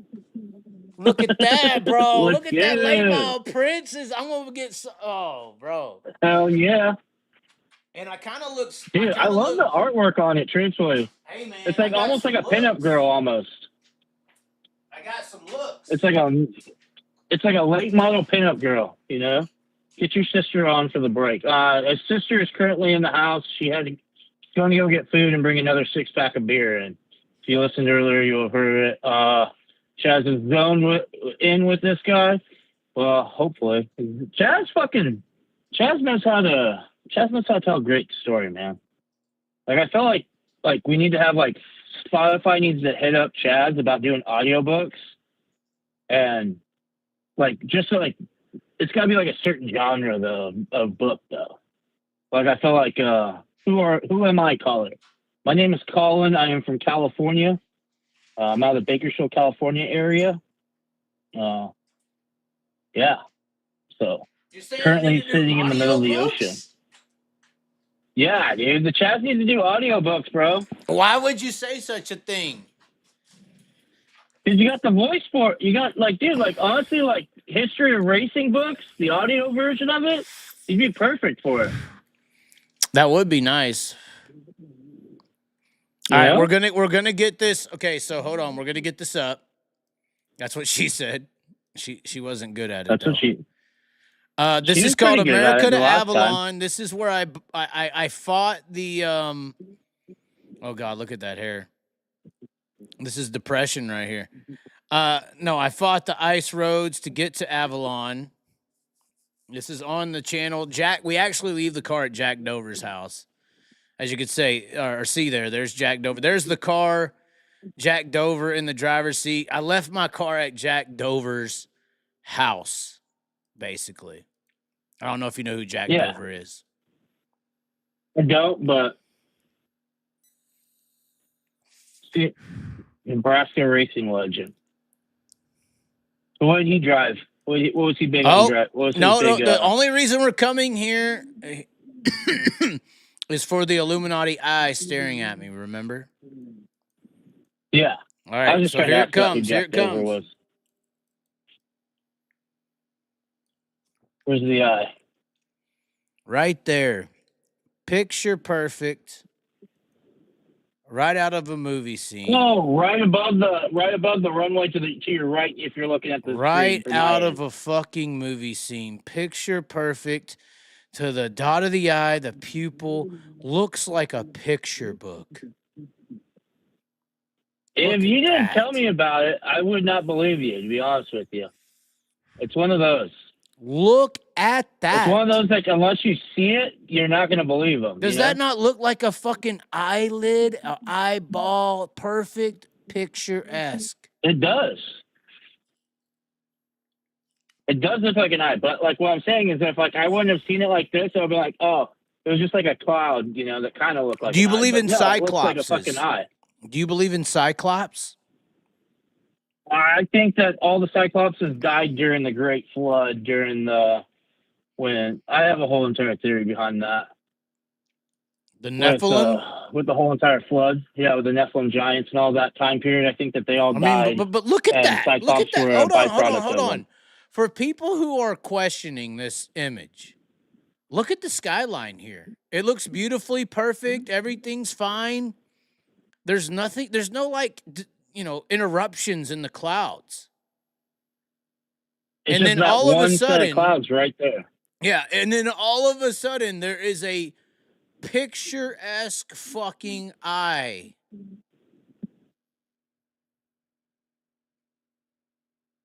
I mean, do I need to get my DIRTTRACKCHAZ glasses out? By the way, they do accept insurance. I don't know. I'm pretty sure that I might need DIRTTRACKCHAZ glasses to be able to see us better. I mean, that's picturesque. Dude, it's pretty cool, though. You say that now. It's just like a weird coincidence how all this stuff happens, man. I felt like you're the guy, like, I want to go out to the bar and then just be like, we don't know where we're going to end up tonight. We're just going to let it happen. And I felt like you'd be like a great time with that. And we end up at some cool fucking spots, you know what I mean? Look at that. Does that make sense? I just paused it at another area. Yeah, I mean, and that's what I did in Australia, to be honest with you. Yeah. So, for instance, this is a really good video, by the way. It's probably my best video I've done to date as far as travel and enjoyable. This continues. It goes to my first time driving on the left side of the road. It documents everything in this video. Yeah, see, look, I wrong side. This is where we're hold on. So outside of these jams that they're playing over here in Australia, Yeah, that's about to freaking take out a this little bit, to be honest interesting with you. turn, and this is gonna. So we actually drive on the other side of the road in the video. I'm probably gonna go to prison for this. They cut us off on the other side of the road, and we're on the other side. Dude, the scary part is I almost turned. Look at this. Look at this. Vehicular status. So that's like a BMW over there. The whole car scene is different. It's insane. But anyway, we end up going to a racetrack later in the day, and then we have a beer drinking contest. Look at this shit. So we're in the stands, and then we're walking around. We did a dim sims kind of test, I believe. Yeah, look at this. So we got Avalon. We drive over here. We got the dim sims, which is their it's like their food. So it's like one of their best things. And then we try the dim sims, and it's almost like an egg roll. It's like a non. Look, they're trying to watch us. It's like a non-fried egg roll. Yeah, that's it. That's one of them right there. Basically like a dumpling. Oh. Yeah, it's like a dumpling. Yeah, and then the bad part is we get over here, we're in we end up going to the VIP area, and we run into these people, and they wanted to have or they're calling this guy the Alex Bowman of Australia because he races stock cars or whatever. But then we get into a drinking competition. Basically, we have to pick the best drink. Of course, we had the women over there. I mean, this was a really good produced. Yeah, this is where the beer comes in. Yeah, I thought I was on a racetrack dude, in I am up in Australia, this. though. I'm in this video. I booked the flight wrong. I'm up for about 20 hours at this point. This is the real beer challenge. Listen to this. What is this? Carlton Dry, that shit. Carlton Dry. What in the hell is this? That's beer. This is beer. Carlton Dry? That's the best beer I've ever had. Damn. That's good. Why does it taste different? So Carlton It Dry doesn't is taste still like your a favorite beer. beer. Or hold on. It's Does it up taste like there, a beer and I've yes. just been drinking American beer and that's the problem? See, that's one of those things where you probably don't bring it to a What? Crown Lager, premium beer. Hold on. We keep doing it. Oh, wow. It even looks Old nice. beer. I'm in charge of 4 hours. Really? I'll bring the beer. This is what the old people drink, and it's all Okay, so is it a pop top or a twist top? Oh, it's twist top. Wow, they just twisted all so easy. That means it was made with care. You got me over here. They're making me try every beer they have now. Are you complaining? Are you complaining? I mean, I'm right on the fence line at this track, trying the. Out of all the racetracks, there's not too many racetracks that have a VIP booth this close to the track. I was just thinking when I took a drink and I had it down, how many other better things can you experience than drinking a damn beer and then having a sprint car just fly by you 900 horsepower? That's so damn badass. Yeah, that's Carson Macedo. That's your best buddy right there. But anyway, we do a drinking test. We do all kinds of shit. But it's a really good one. If you haven't seen it, America to Avalon. America to Avalon. He was in the 99 car. They discontinued that team, unfortunately. But Yeah. yeah, it's a really good video. Well, But Carlton Dry is fucking amazing. When I went to... so what would be your comparison with it like American beer? So here's what happened. I'll be honest with this American beer deal. I'm going to take the damn glasses off. I can't. I can read, but I got to zone out. And I can't look at myself on the camera with this fucking ring light reflecting. Even Tony said he took his glasses off because he saw the reflection. I agree with him now. Here's the deal with American beer. I was in Australia for 3 months. So when you see me drinking that beer, I was up for probably 19, 22 hours straight. And it was good. It was refreshing. But I stayed over there for 3 months, almost on the dot. So after a month, you get accustomed. 2 months in, you're almost fucking Australian. 3 months in, you forgot where you're from. That's what I mean. And every fucking other night, I felt like I was in a party. It just happened. I didn't plan on it. I'm like, all right, I'm not drinking today. And the next thing you know, we're all out and we're having swamis or whatever they call them. They're all about fucking Parmesan sandwiches. It's weird. They call them parmies. You go to a bar over there, how we have all these different flavors of wings over there, it's all parmies. But regardless, I was Like accustomed chicken parms, shrimp parms, type stuff like that. Yeah, it's all about different. Now, they're big about the fish, and I will say a guy named Timothy Fisher took me on a very good trip. We went to Bomney Beach, I think. It's where they filmed the movie. What was that one with Keanu Reeves and damn, what's his name? Patrick Swayze, where they do the whole surfing thing. That's where it was filmed. But he showed me over there how their scallops are different. You know, when they fry the scallop, there's like this whole other orange part that is not in our food at all. It's our scallops are just a little white part. Apparently, they're Point Break. That's the film. Yes. Apparently, on real scallops, which I got to experience real food in Australia. On real scallops, there's like this whole other orange part that's kind of like the sweet, meaty flavor, and I never had that before. So they're big on parmies, and they're big on seafood, I would say. I did eat shark, probably high in mercury, but regardless, I was over there for 3 months. I got used to their beer, right? So on the way back, I found a very cheap way to return flight, which only was about $500. I split up the flight from Australia to Hawaii and then Hawaii back to the States. It was only about $500, which I was very lucky to find that. But I didn't want to, the ride over that 14 or 15 hour fucking flight was worse than jail to me. I did not want to do it. It was horrible. I hate it. If you could split that flight up any kind of way, please do it. Don't ever go to Australia and take the direct flight. It's the worst experience in the world. So I go to Hawaii. I booked a hostel because at this point I'm not afraid of them. There was a hostel. All the hotels in Hawaii are $400 plus. There was a hostel though for $49. And that's a cheap one. There was it's a fucking crack hotel. But there was a hostel that was about $40 a night, and I could get 3 nights for $120, and I did the PayPal in 4, so I split it up into 4 payments. That's how these poor people do shit. But I get to Hawaii. I go to the hostel. It's right on the beach. Perfect property, but it's cheap. It's a hostel.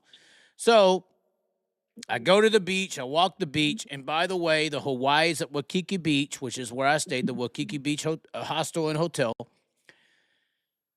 I had went to Perth. I had went to Sydney. I had went to Melbourne. I had went to all these places. The beaches in Waikiki Beach, Hawaii, are more beautiful than everything in Australia. When I saw it, I was like blown away. I couldn't believe how beautiful that beach was.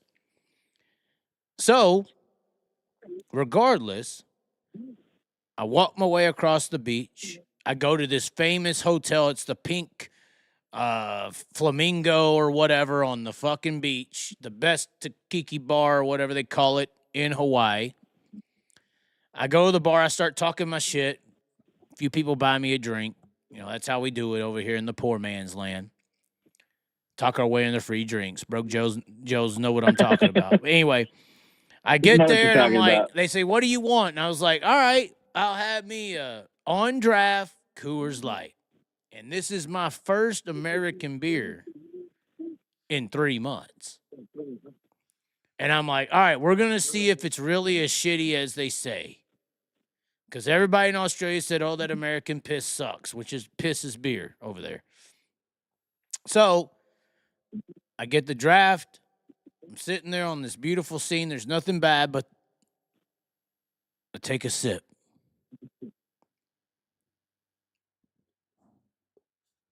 It tastes like shit. Our beer, all of them. Miller, Bud Light, Michelob, Miller Lite, all of them taste like fucking shit. I'm drinking a premium beer right now. There ain't nothing premium about it.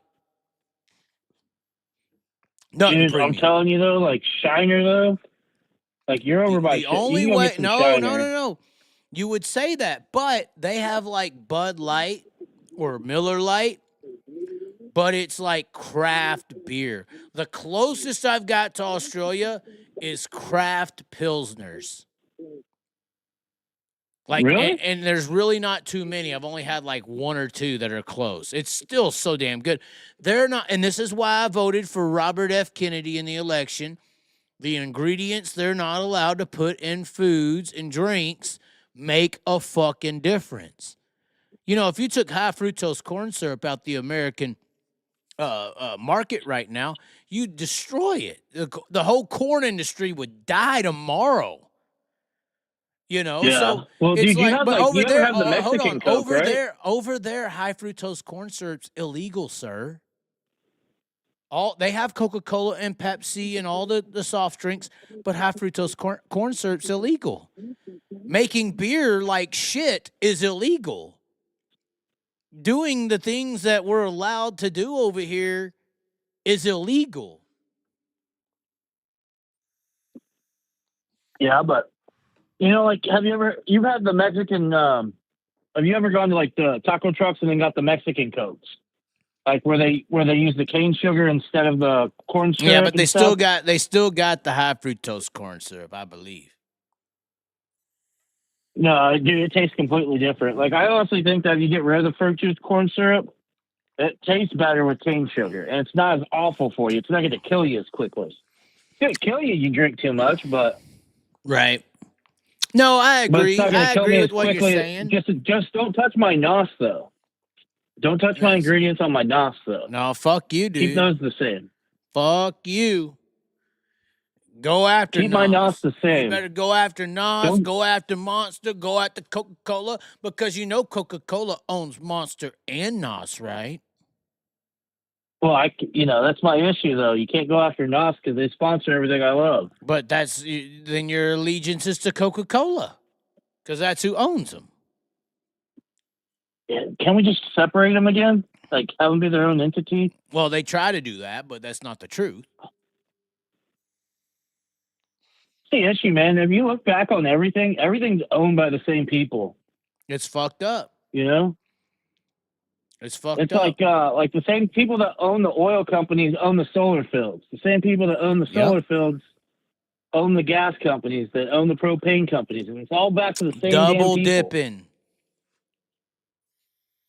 It's like, man, we need American oil, but also we also own these windmills that we're getting subsidized for. You know? Yeah, and it's like, so at the end of the day, it don't matter what we tell you we support. We're manipulating you for profiteering purposes. That's the whole thing with politics, man. Like Yeah. they're all the same party, just different. This is why it's like I can't ally with It's just them. a different clown with a different hat. This is, and even Trump, I'm saying it here, even Trump, as much as he plays I'm rogue, he is not. Dude, the whole entire thing with Trump is they're showing you all the shit that Doge does. They're showing you all the shit that Doge does. And then there's someone here that was legal here in New York City that was going to Colombia, and they revoked their passport because a certain country didn't like what they were saying. That wasn't the United States. So you think that you're getting all this good stuff coming out of Doge, and then all this crappy shit comes from the back door. Right. Crappy shit like AI. They make you happy. And robotics. AI's taking our, everything's going to be American made, but we're going to allow AI to make it, and we're going to allow robotics to make it. So it's not going to bring back American jobs. Here's the deal that Trump. Here's the shipping. deal that Trump did that people really ain't figured out yet. When you look at the population of the United States, it is extremely white. It's still like 80 or 60 or 70%. But a lot of that, I would say out of that 60%, 40% of those white people live in the woods. They make up all the population of Wyoming, pretty much. All the population of your mountainous areas. They make up a lot of the countryside of Texas, of this side of that. It's a bunch of little white towns. It just is, you know. And slowly Mexicanized, but that's because the enchiladas are so damn good. Fucking cook it and make it. I'll pay extra on the tip. But what I'm saying, if chips and salsa wasn't so damn good, I may not agree with this statement, but I'm going to align because of how damn good those tortillas taste. I'm just saying, at the end of the day, you can get a lot. When it comes down to food, don't deport my person making my food, you know? right. I mean, a white make man the can best make food. chicken. A white man can make collard greens, but a white man can't make those fucking chips and salsa like that Mexican can. Come to town and fucking start a Absolutely taco not. truck. I'm done with the shit.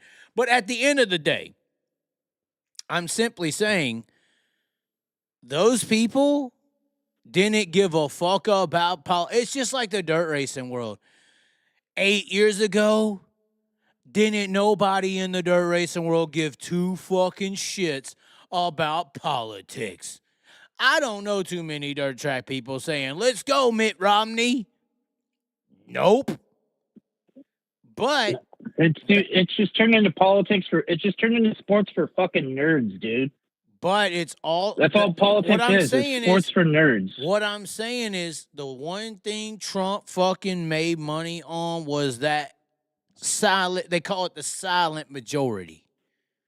A bunch of these fucking white people, middle of nowhere guys, started voting, started believing in a politician. He said he's, sent from, and they would say he's sent from God. Oh my God, he cheated on his wife how many times?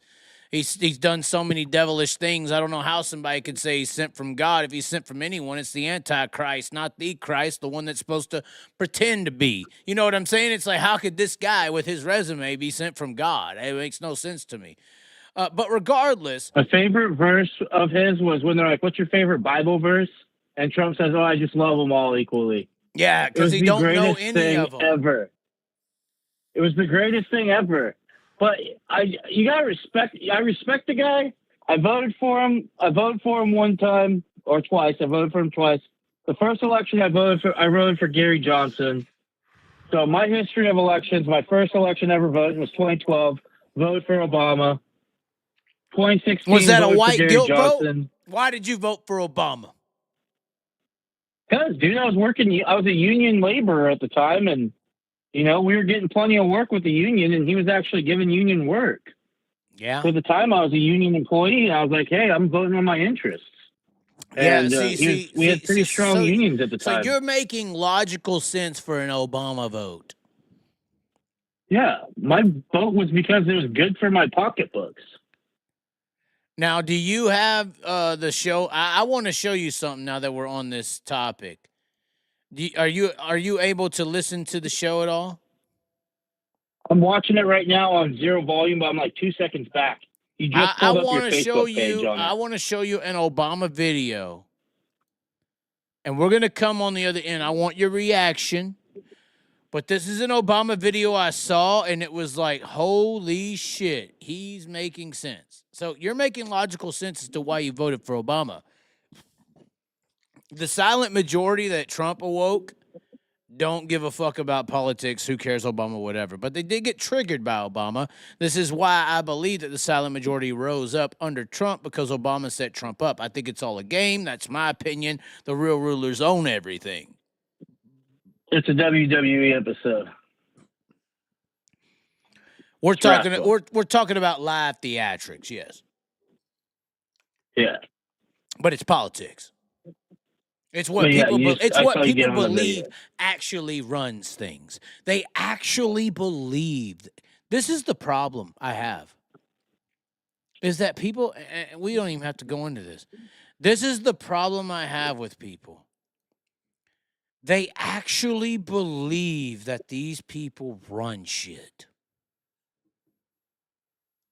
All actuality, just follow the money, and that's who runs it. Right. You think they get that lesson. Why do you go to your job every day and slave your life away and never experience more than 4 states? You don't go to Australia or Hawaii or anything that this bum has done. Why is that? Oh, you have somebody who pays you and makes you feel secure in life, and you take that offering and you obey your master and go to work every day, and you get to live happily. Yeah, currently living my life like, you remember in Django, the movie? Yeah, Samuel L. exactly. Jackson's The character in yes. Django? I'm Best like movie of all Samuel, time. like, I currently think I live my life like Samuel L. Jackson in Django, you know? Right. That's what the workforce, the modern workforce is a slave class. Yeah, at least with the peasants in like ancient England and stuff, they knew they were peasants, but they give us this illusion that we're Right. doing good because Well, I can and pay to go to the that has racetrack on been- my days off. That is, I've been saying this since 2016. People know what I mean by that. I think the ruling class families who because they ran the world before the United States came around. We're a baby. 1492. We're fucking we're 1,492 years after you apparently believe Christ was born. Your calendar's based on it. And you are about, 80,000 years since the beginning of time? There's been so many rulers taking over this shit since then. It's unbelievable. So my point is, I think what they learned when you were told, or when you were just saying, when you were a peasant, you know that you're a peasant. Yeah, okay, yeah, you know you're a peasant. But you know what the peasants can do once they migrate and fuck and have too many people? The peasantry can identify in these royal families the leader, the castle, where the king and queen are. Those people have ruled this entire society for fucking 3 generations. They're to blame. And so the lower class rebels and destroys the kingdom, and everyone's happy. This is how you have de factos.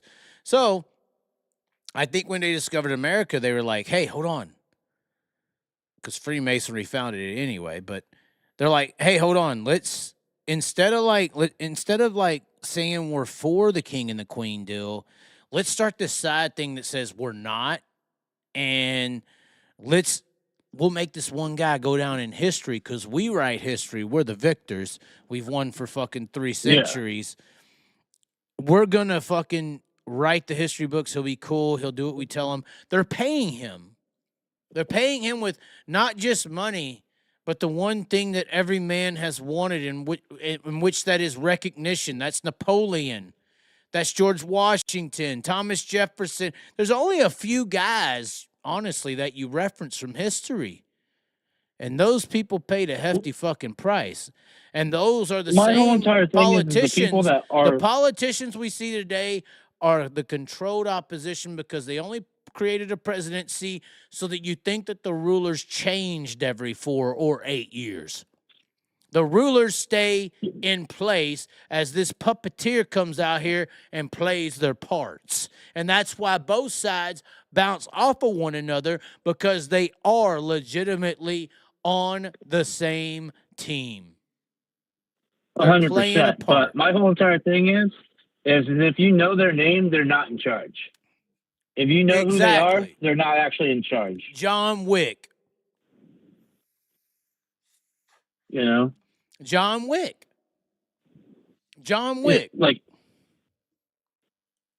Was that from John Wick? No, I'm simply saying we already know of a world above them. That's the John Wick world. We're not going to be dumb and act like there are not active assassins in the world, correct? No, things just happen. You know, people have heart attacks randomly. Right. Yeah. People have, someone fell. Dude, this is, and honestly, when you look back in history, it has changed a lot. This is why I say, did the Nazis actually win the war?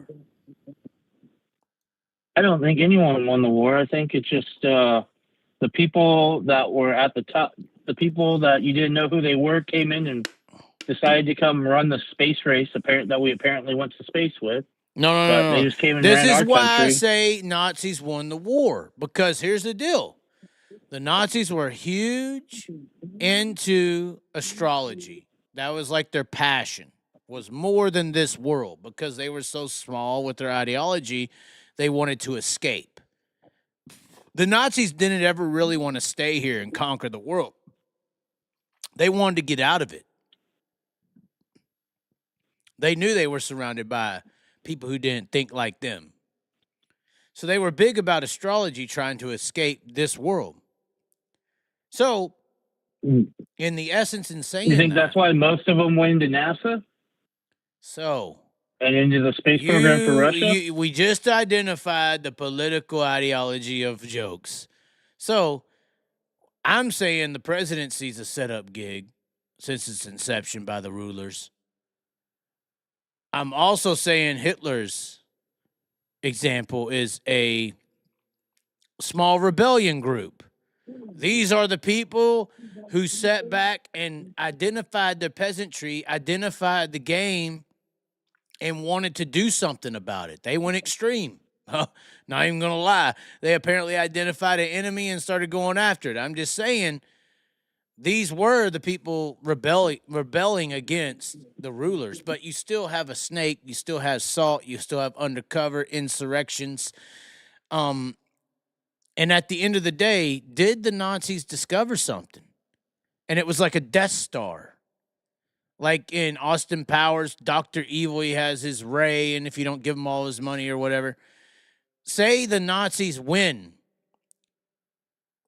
What do they want to do next? We beat you. We have a Death Star. Whatever.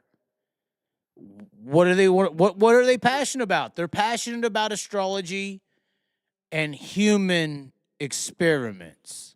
Because that's something they were disgusting upon, which I know admiration for their psychological experiments they did to people. Very disgusting things, pieces of shit.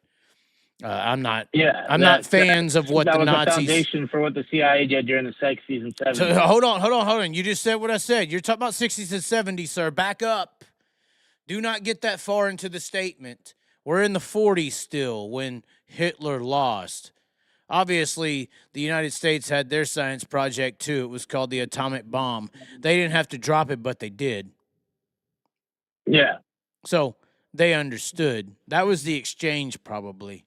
But at the end of the day, say the Nazis win. Why do they want to take over everything?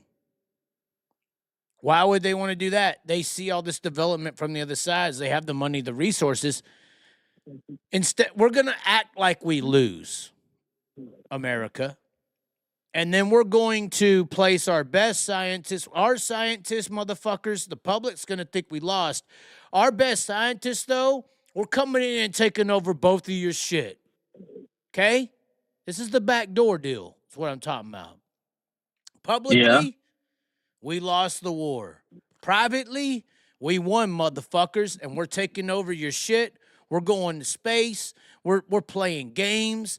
We're fucking doing human psychology operations. That's what we're doing. What happened?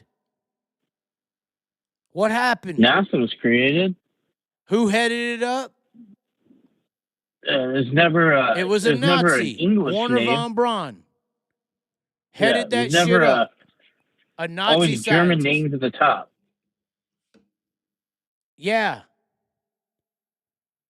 And then what did the CIA, the other departments, not the astrology ones, he was the rocket guy. What did the other departments, the human psychology, the science projects, the mental health institutions that don't exist because of how much they abused the people in those programs? Look at what's happened since then. This is a giant science project that wants to go to the moon. Which, the videos from the moon, any human being can see these in today's world, and you would never believe it, ever. No, because they didn't have the internet back then. They didn't have a way to be able to. Right, but this is call an people out example on of their how crap. stupid people used to be.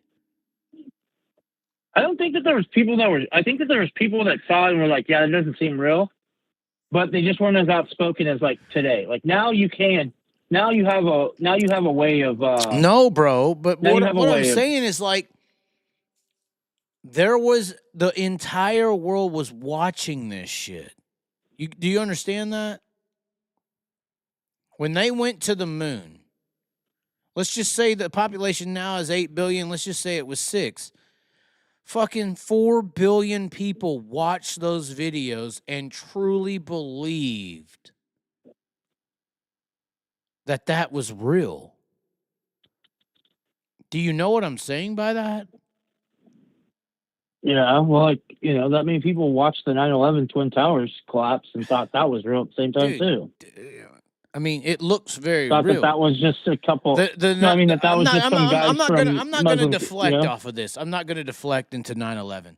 9/11 looks like it could have been a terrorist attack. I'm talking about this moon landing shit. This moon landing shit don't look like anything believable ever, period, ever. But you had the entire world believing it. The entire world believed that as fact.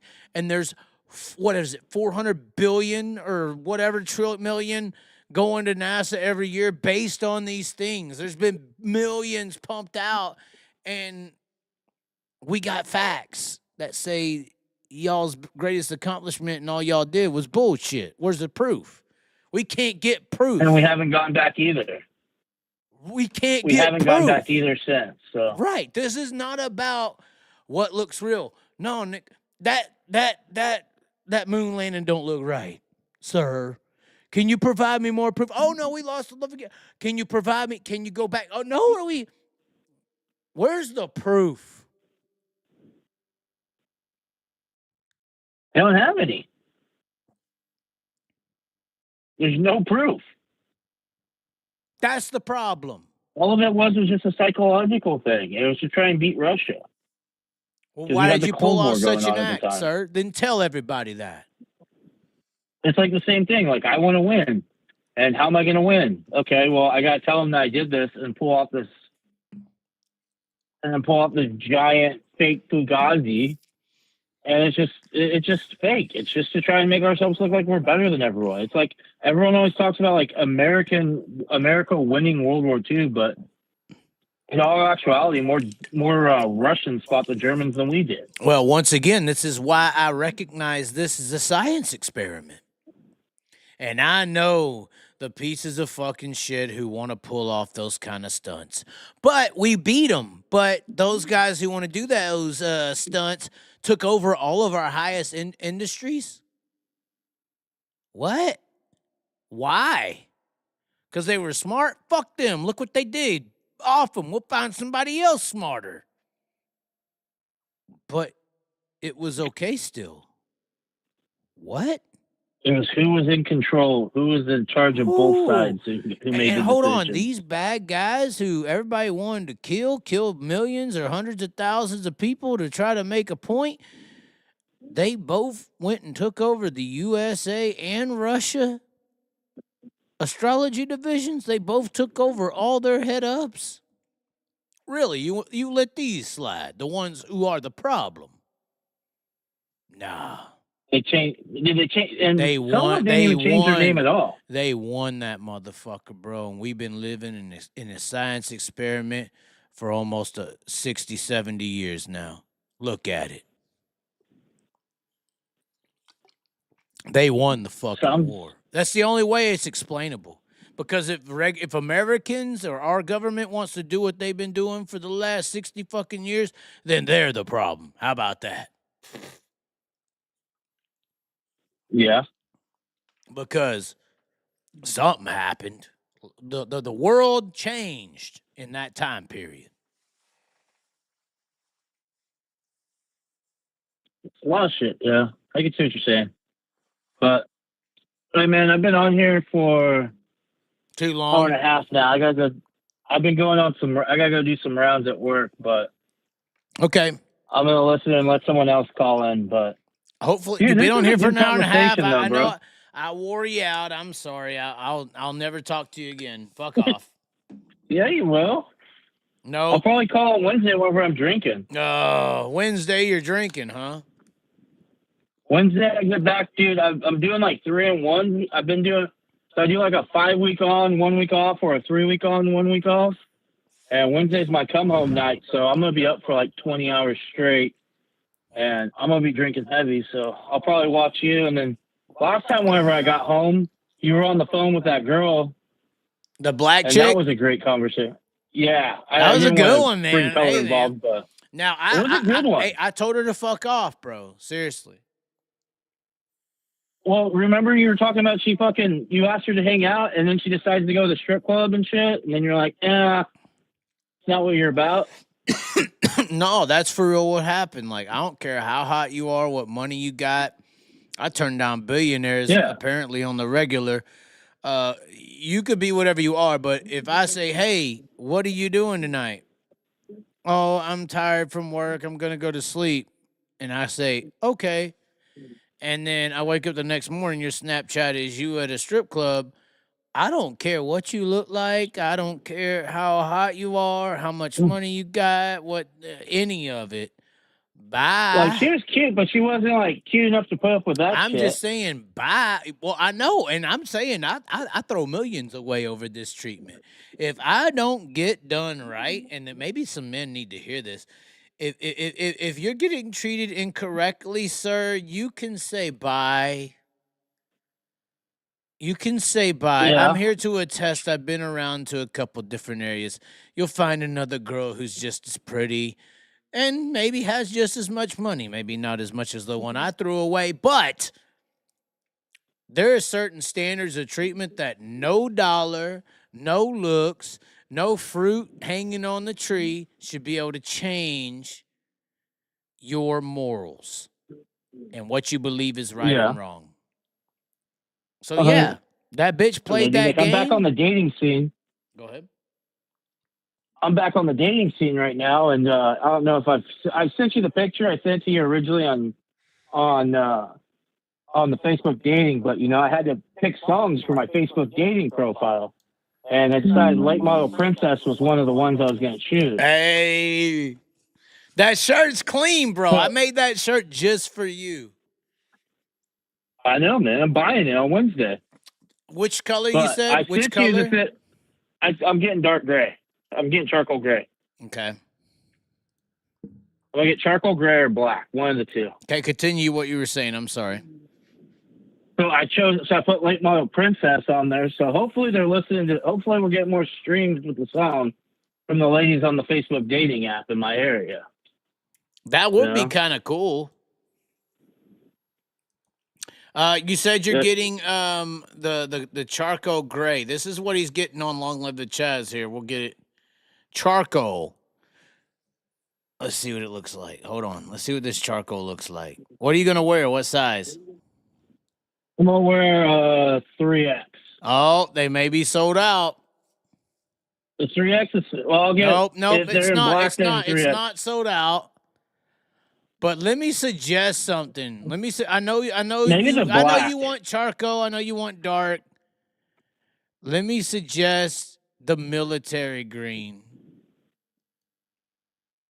I'm telling you, it's like a gray. I will suggest this military green. Let's see it.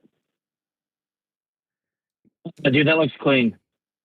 The military gray. It does look good with the green. And it's not a black or a dark white black. It's got a mix. That's why I picked it. It would be perfect. I can wear it with black shorts, or I can wear it with cargo colored shorts. Exactly. And it'd be fine. Exactly. The military green color is legit. Another one, if you're feeling I'm gonna switch it up. Another one that I really like, I almost got it instead of this pink, is the corn silk. The corn, that's that teal green color, right? No. It's like a yellow. It's a yellow color. It's like a yellow, but it's not. It's like a gray yellow. Do you know what I'm saying? Like, I just think that would look really good. I like darker shirts though. So like, I think on the military greens, I think that one's gonna be the better option for me, I to be honest always with you. select the military green no matter what shirt I do, and the reason is because it just looks it's in that mode of I can wear it in any environment. It won't show stains, and it looks kind of it's a nice color. Yeah, that's, to be honest with you, that's why I get the gray and the black shirts, is Yep. because like I sweat a lot, and Yep. But this one's gonna look good at the racetrack, dude. The stone blue's always a good hit too. That stone blue's The in the stone same. blue, dude. Stone blue and military green are like the same to me. They're like an alternative to a gray. Yeah, I can see it. I like the green. It looks better with the green, though. It does look. The green pops. I think that green should be like the official color of it, dude. It's nice. I mean, the whites look so good. It's just they can't get do white fucked shirts, up dude. so easy. I get yellow. I get like sweat stains on them. Look, here's 'Cause the I'm white. I'm not the skinniest guy in the world. The white.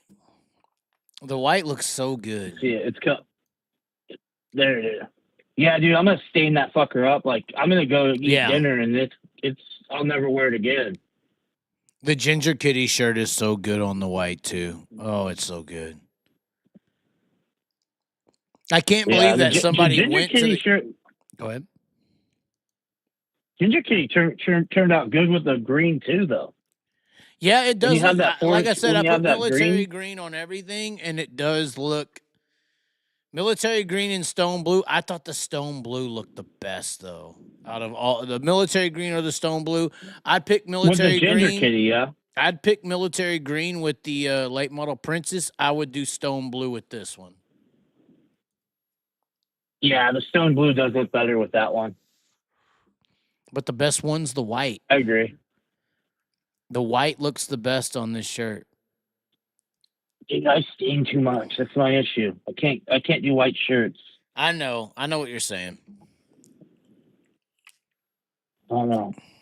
Like I got buddies and they can rock white T-shirts every day and like keep them clean and like not stained up. But me, I look at something dirty with The a white one T-shirt. thing I can't believe you don't have a fucking Larson night or a Broke Joe shirt. I'm not gonna get the Larson. I don't want to be associated with Larson. Dude, did you ever read the shirt though? I mean, the definition of a Larson night. Yeah, we got the military green. This does go black and white. I'm not sure if this was the. I felt like number 3 is the most accurate for the Larsonite, though. The Larsonite looks better in the black shirt. It pops with the white better. But it does pop with the white. The white shirt's the best one. The white Larsonite one? I think so. Okay. That one does pop. It does pop. But number 3 is the most accurate of all Larsonites. Look at that. It's the perfect. This is the perfect shirt for Caitlin right there. I think Caitlin should get the pink. Yeah, she should get that pink one. That's beautiful. I will give this to Caitlin. It looks good. Do you think she'd wear it?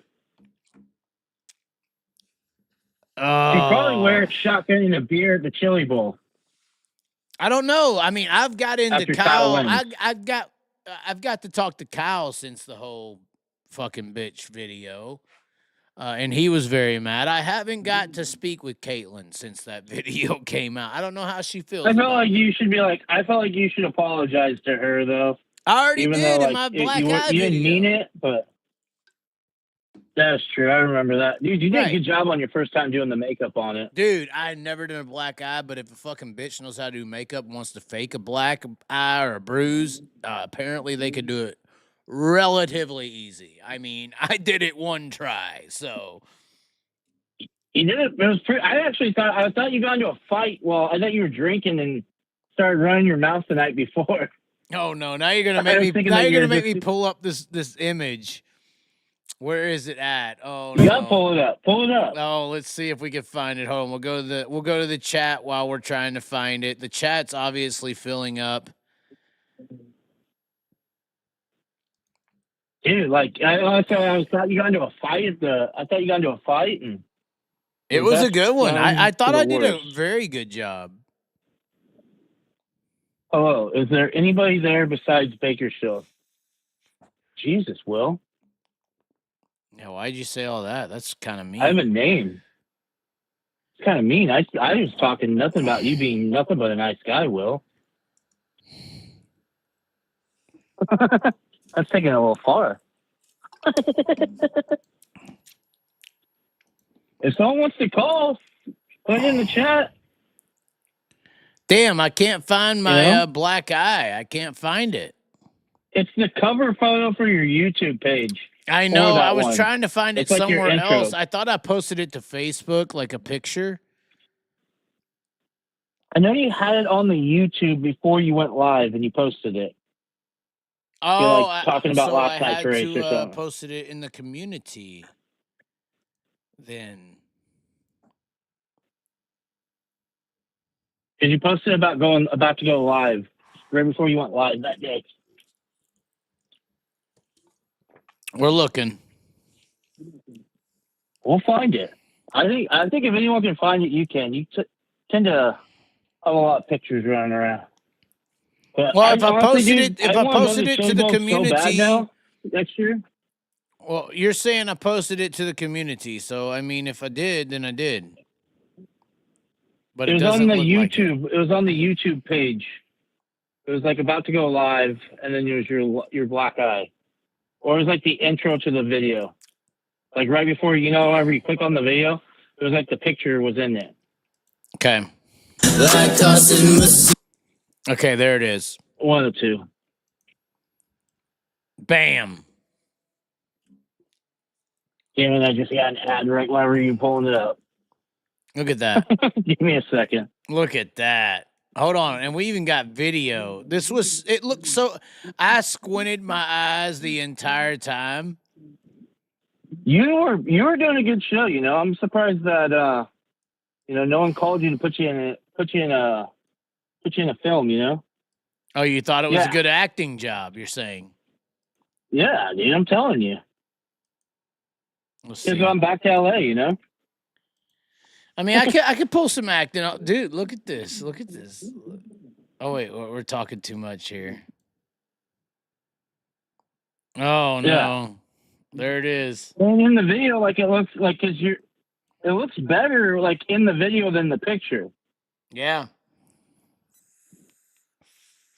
And you can see you're trying to squint your eye, but you're not. But then like you open it, and Yeah, that's where the telltales are.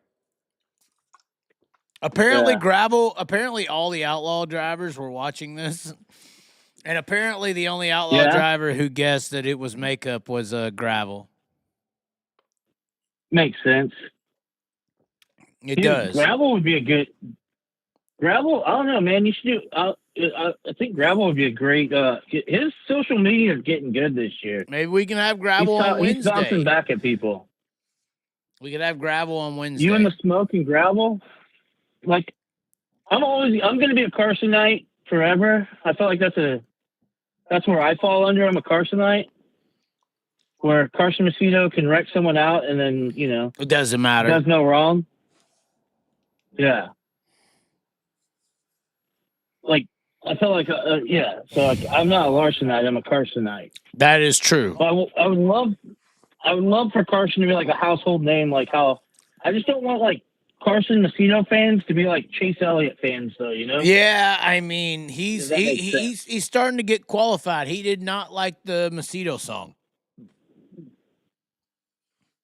That's what you're saying, but I think he's gonna. I don't know. I think he says he doesn't like it, but if you think about it, it's just like if someone's mentioning you, He says he hates all isn't it better to media. be? He says he hates it all. I told him, I said, I tried to make it fun, and he's like, yeah, I know, but I just hate it all. But that's because he's got to deal with people that are trying to ask him gotcha questions, No, he was like that whole referring entire to thing, my like song. when they're interviewing, like. But that's what makes people hate the media is because you get those gotcha questions. I didn't those, ask a huge gotcha headlines question. I still. made a song.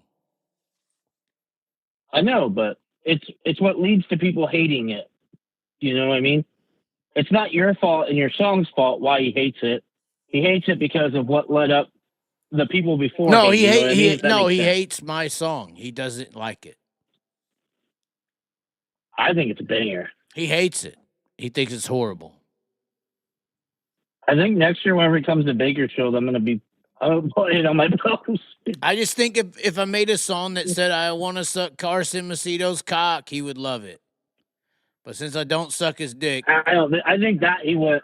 I don't think he would like oh, he'd that. I love think it. his He'd girlfriend love would it if mess I you made up a with that. banger. If I made a banger about him, oh, Carson's awesome. Carson's great. I love everything. Pee in my 8 grape juice or something. I'm just saying. I feel like he would love that. You know, baby oil and shit. Yeah.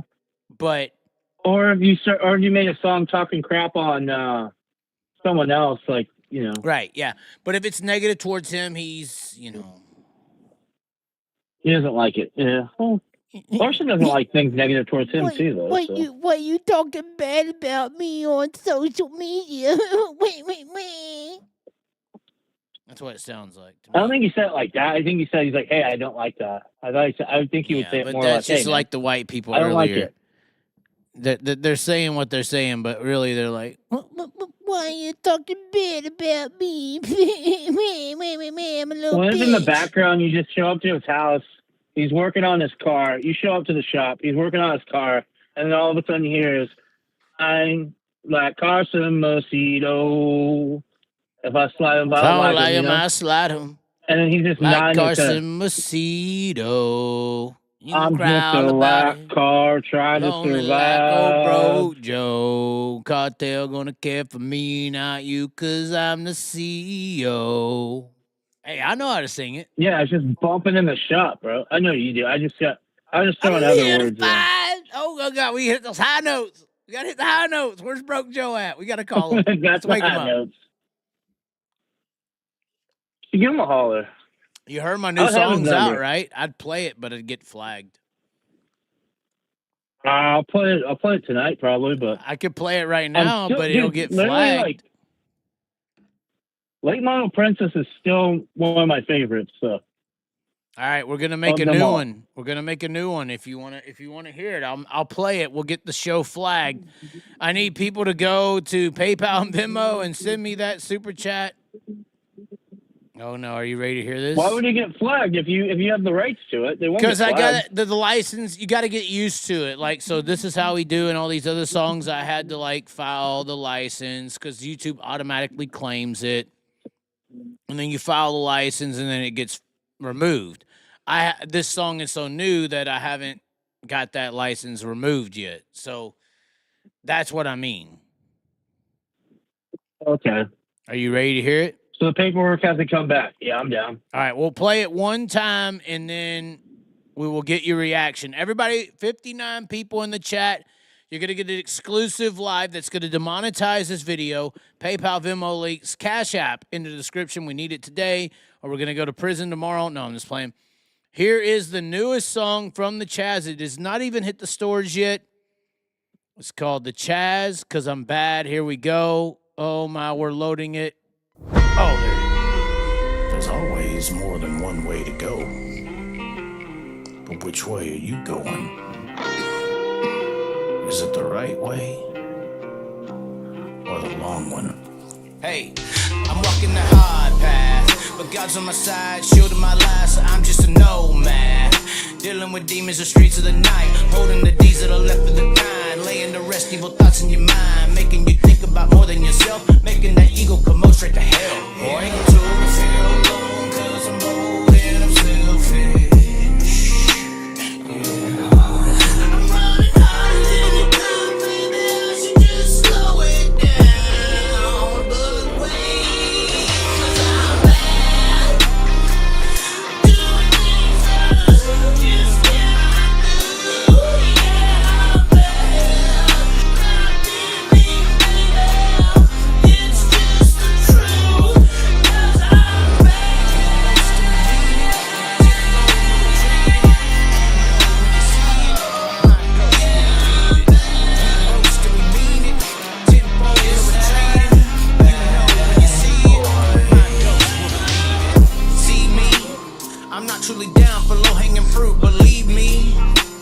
They go for the bang, the wild, the flower, the roots, the judge and the few. Deceivers, they come out the woods for them wounds. Receivers, they see them as special, cause we've been redeemed by the ones in the battle reserved for the truth. And they don't wanna talk, cause they see the way we walk it.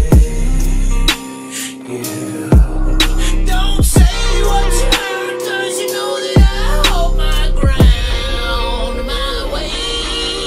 Cause I'm bad, doing things that just cannot do. Yeah, I'm bad, not me, baby. It's just the truth, cause I'm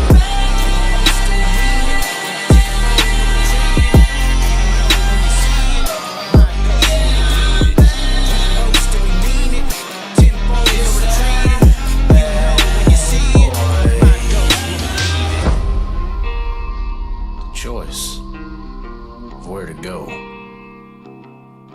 It's up to you.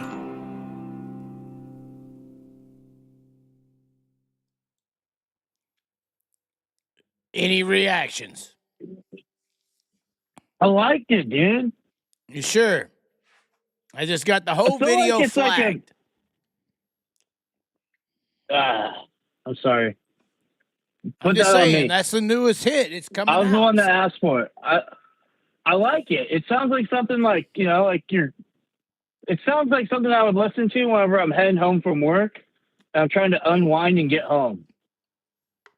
You know what I mean? Like, it sounds like a good, like, unwind song. Well, I was Whereas, trying to like- do some like rock shit in there, you know, some Pink Floyd, some, you know, because I grew up in two different kind of communities. One was rock and roll, one was rap, one was country. So I'm trying to mix all of it in a little jazz as well, because I could hit those notes when I'm doing that bad part. I think it sounds good. Yeah, it did sound good. Obviously, if you're listening to it on a phone, it's gonna suck versus, you know, an actual So system. when you put it on at first, I had to turn up my iPad that I'm watching the YouTube on right now so I can read the comments and stuff. Right. Because I couldn't hear it whenever we were on the phone together at first. Until I realized, wait, I got to turn up the volume. So it's like whenever people were on the phone with you, they're able to hear. But luckily I had the iPad though. So. Well, do you want to end the show? Because it sounded like you were trying to get off. I wanted to show you the song. But it has been a very long time you have been on the phone, and Broke Joe's probably not going to call. It is late. Is there anything you'd like to sign off with? We'll just sign it. No, what I'm saying is you could be my Tony Stewart guest. That's it. We're done. You can keep going, bro. There ain't nothing to keep going about. Let's check in the comments. We're 3 hours almost in. There's nothing to keep going about. What do we got to talk about? I showed the song. I demonetized my channel. PayPal, Venmo links in the description if you want to support, because this video ain't gonna help. I'm just saying we can end it right here. Okay. But yeah, dude. But no, I'm excited. Saturday I finally get to go to a dirt track again. When High Limit came to Bakersfield, I wasn't able to go due to being at work. But I'm actually going to get to go to a racetrack this weekend, so it's going to be nice, bro. Okay. Well, I hope you have a good time. Which track are you going? You going to Kern? Yeah, I'm going out to Kern. Kern County's Kevin Harvick's Bakersfield Speedway at Kern County Raceway Park, Kevin Harvick Speedway. Okay. Well, thanks for calling in, man. 1,000 fucking names on it now. I appreciate you, man. Maybe Kevin will get his little kid into a dirt car if he wants some challenges, but I think Kevin's scared. Dude, I got into an argument at the fucking asphalt track with a guy who was like, man, Keelan's going to be the next big thing. I was like, bullshit, dude. Put him on dirt. He couldn't even keep up with the people on the dirt, and they know it. That's why they keep him away from it. They don't want him to. They don't want to blemish his image. It's all about an image, and that's the sad part about these little kids. They haven't ever really been tested. They just want to act like they're passing all the tests. Brexton's going to be so much better. Brexton and Owen are going to be so much better. Like, Kyle even joked that Brexton was giving him pointers on which line to run on the track, you know? I'd like to see Brexton in a real car. He's beating up on micro kids. I think Braxton's going to be better because he's starting off in the dirt, man. No.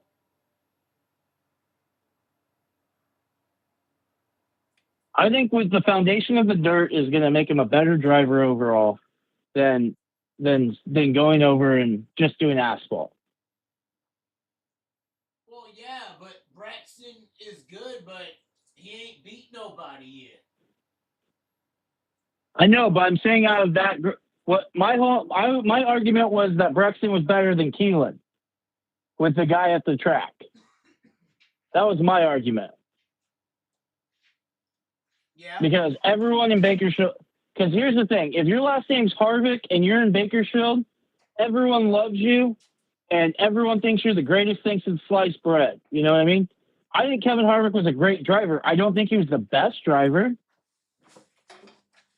I think he's a Hall of Fame driver, but I think that there was a lot better drivers that they competed against during his time than him. Okay. Like, Kyle's not the best. Like, Kyle's a Hall of Fame driver, but he's not the best driver in the field right now. Right. I think there's better drivers. I think that Denny Hamlin's still better. I know for a fact Christopher Bell's way better all around. Christopher Bell's just had to taking time off of dirt. Otherwise, Christopher Bell would be the Kyle Larson. Although, right he could have just said the N-word. Yeah, but I don't think Christopher Bell's the last guy I see saying the N-word. You know? Hold on, though. Out of everything that happened for Kyle, the greatest thing he ever did was say the N-word. Correct? Sold him a lot of merch. It opened everything. He was forced into running dirt. He was forced into XYZ, the comeback, the storyline, back to the rulers. This was planned. Yeah, and just so happened to coincide with COVID when... Just so happened to coincide with COVID. Just so happened to correlate with an election year where there was a right wing and a left wing that is still extreme. Just so happened Bubba Wallace was a Black Lives Matter representative 3 months later. Just so fucking happened. Yep. Okay, Matrix. Yeah, just happened. Yeah, just so happens that I honestly think that the WWE that the world is just the WWE. It's the same thing. With how things go. And the fucked up part is the Stone Colds and all that. They ain't even that high up in the industry. You know, Trump ain't that big of a deal. He ain't above, the military. He ain't above Boeing. He ain't above Northrop Grumman. He ain't above the witch doctor. I'm just saying, like, our public representatives, like you said, if you know their name, they don't run shit. Yeah. You know who they are. Right. They're a face to it. Right. Like you always talk about the cartel going on in California. We don't know who actually is part of the cartel because we don't know who they are. Right, and apparently Obama was helping them, and our government now probably helps them still. You wouldn't have a fentanyl problem, right? I'm talking about the sprint car cartel. Hey, look, I'm talking about the sprint car cartel. Here's what I'm saying. Look, they could tell me all day long how they're trying to protect the border, blah, blah, blah, right? In the 70s and 80s, they had satellites that could read the barcode on a cigarette pack. If you can read the barcode on a cigarette pack and you have monetization and monetization of the modern cell phones and everything, and you can't tell me when somebody's doing something illegal, you're lying. Yeah. You can tell Big Brother sees everything all the time. Yeah, well, it's like that thing. Like, I don't think Pablo Escobar or like those people like that were ever actually like running anything. I think it was the CIA, and they were the face of it. Right. Correct. That's why, like, if you look at like their families, like Pablo Escobar's son's poor now. He has no money. Why? Because it was all an illusion from the CIA that they had money.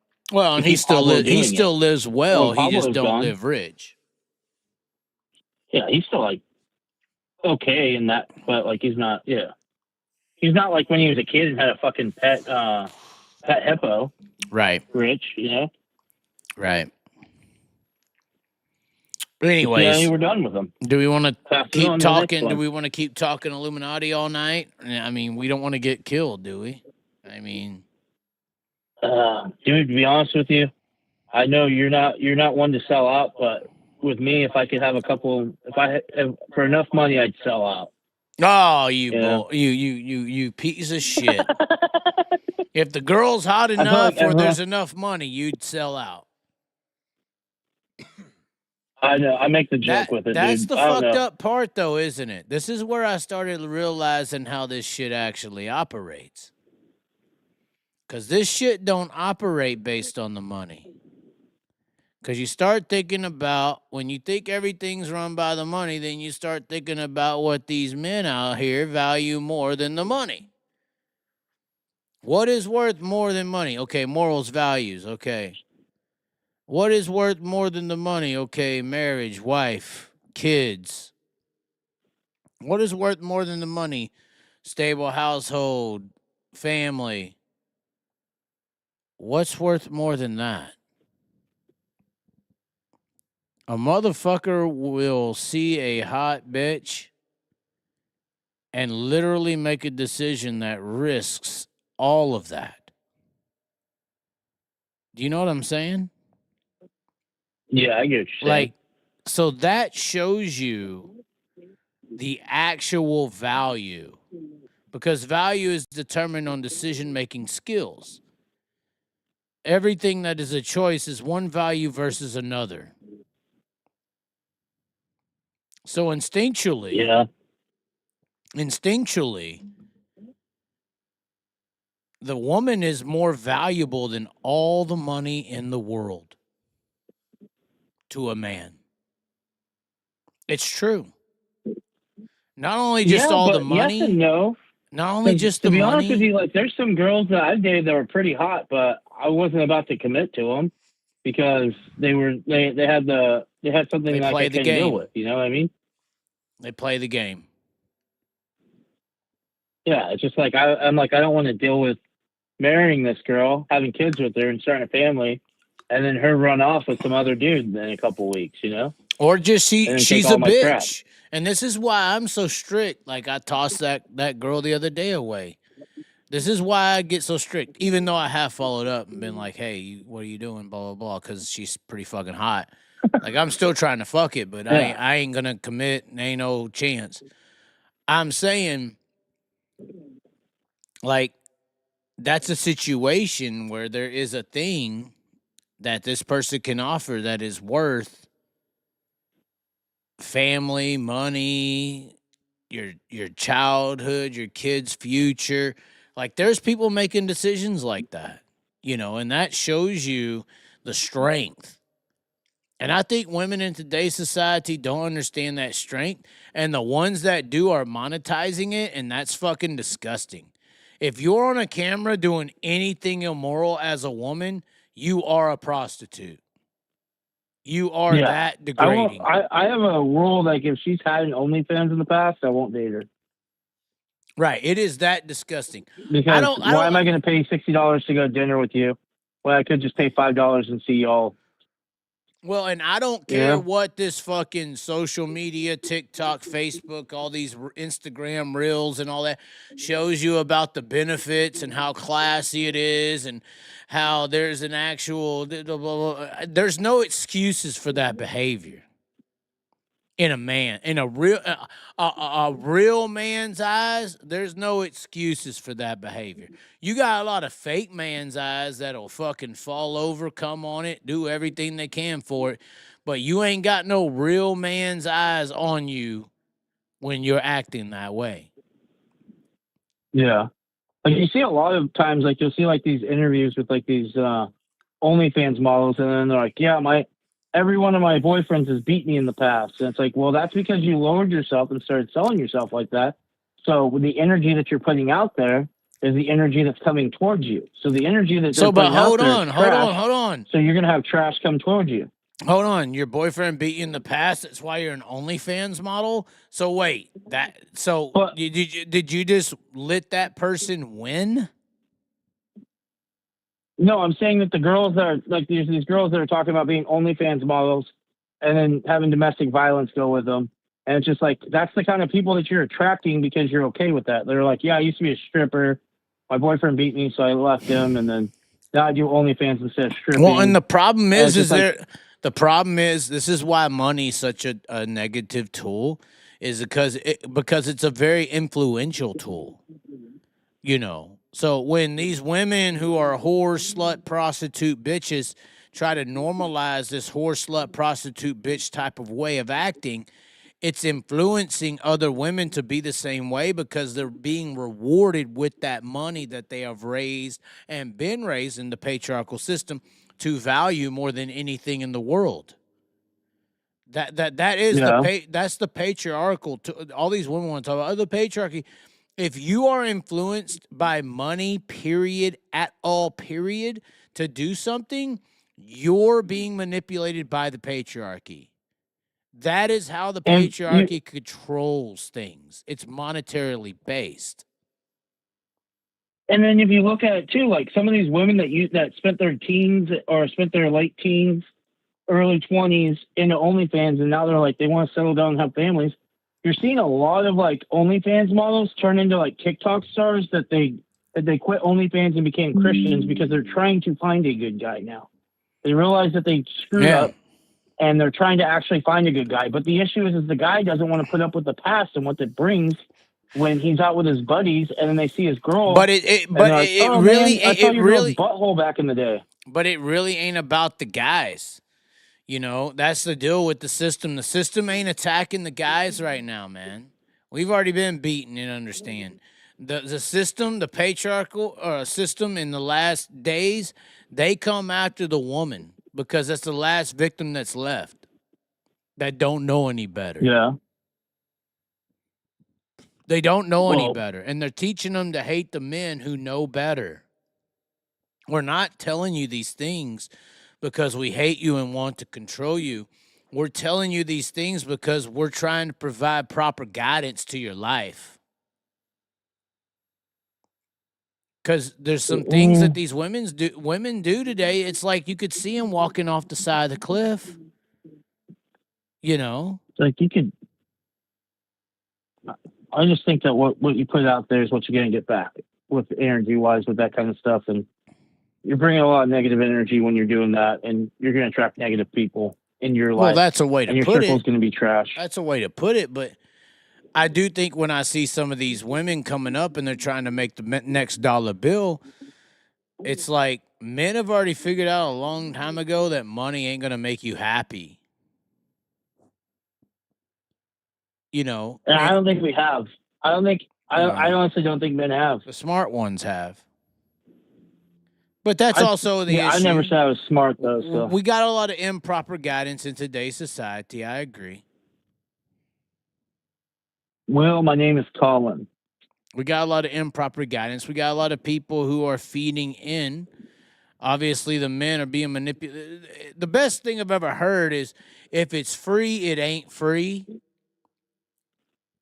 So what I'm talking about there is the women who are being whores have to be supplied by somebody with that amount of money to be whores. They're being influenced. So they know that the men have the money. So once again, what is free is not free. Pornography, for instance, is 100% free. There's a reason for that. Because the people who are addicted to porn and whores and big titties and fat asses will pay all the money in the world to see that. So they're being manipulated to fund the negative connotation to go after the actual enemy, which is the innocent, unknowingly kind of stupidity-based woman who is influenced by the peers, just like we are. I get you. But that's what I was talking about, like with your circles. So like if you're around that circle and you're around that OnlyFans circle, you're around that negative.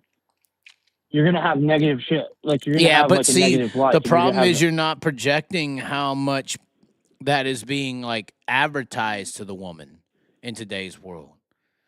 Like, you think these women be seeing girls that are uglier than them get on a camera and make $30 million? You think that ain't going to make them want to do it? Because it's like, I'm prettier than her.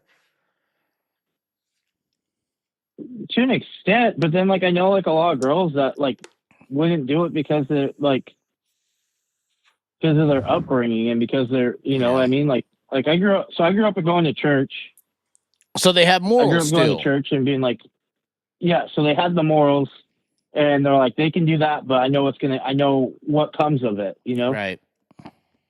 They're like, I don't want that, like, because of, like, they're like, my life's going good. And all of the girls that, like, they have some integrity. That, like, yeah, and all of them ended up with great husbands. They're all married, kids, doing the family thing, and they have and they love their lives because they chose to. They chose that path. You know what I mean? Yes. Well, and that's a very interesting point you make there is a lot of girls like that. And that's why, you know, we got to feel some sympathy for the regular woman out there who ain't been poisoned. Because that's a hard bitch. That's a lot of money and a lot of opportunity and fame and everything that she's turning down. Because every woman we know pretty much could be a slut. They're opting not to, you know? Yeah. They're opting not to be a it's trash. Just like but then, like, I don't know, I feel like they need, like, you're starting to see more of a voice from that side, though, of, like, more for my, like, TikTok algorithms with, like, one of the big things, like, Proverbs 31 was a big thing, like, when we were growing up in church and stuff. So, like, that was, like, very instilled. What does it say? And I feel like it's something, it talks about the ideal godly woman. What does it say? So, like, tell us. So, like, what it's saying is it's just like being a good girl, I don't know why I just made it sexual. I just thought it sounded sexual when I said be a good girl, but like being a good person, like loving God, focusing on God. And so you're focusing on your husband and focusing on your love. And with it, it'll make your life happier, like, kind of pretty much summing it up. I can't go word for word. Well, but that's fine. That's fine. Up. All right. Well, we'll get you off here. We kept you for another 30 minutes. That is Colin from Bakersville, ladies and gentlemen. We're going to have to make a Colin shirt now.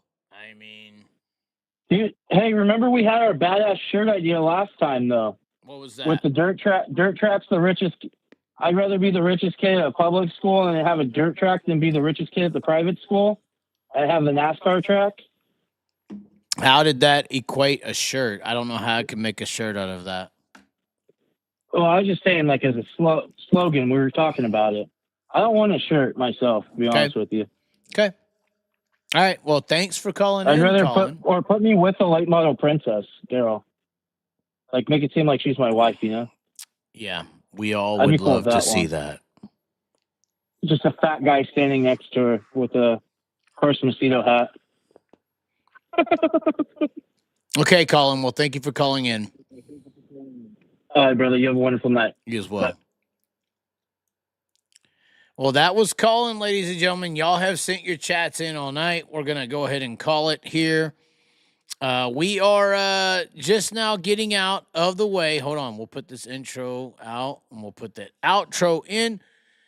Y'all heard the song first here tonight, Cause I'm Bad. The Chaz just came out. This video is flagged. It's over. I don't know what I should do at this point, but we have a little bit of Miller Lite. We have a lot of P. Terry's ketchup in front of us. We are getting out of here tonight. Anyways, ladies and gentlemen, thanks for tuning in. As always, be sure to subscribe. We will catch you next time. Once again, the Chaz, all your Spotify audio outlets, you can find us there. Thanks for tuning in, ladies and gentlemen. Catch you next time.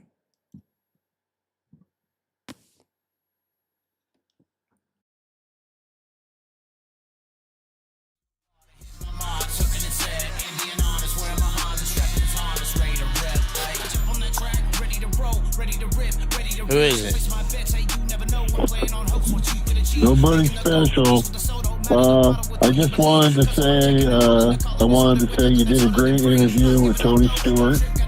You asked the hard questions, and he did his job by answering them. And he said several times during your show that he respected you. That's why he was talking to you.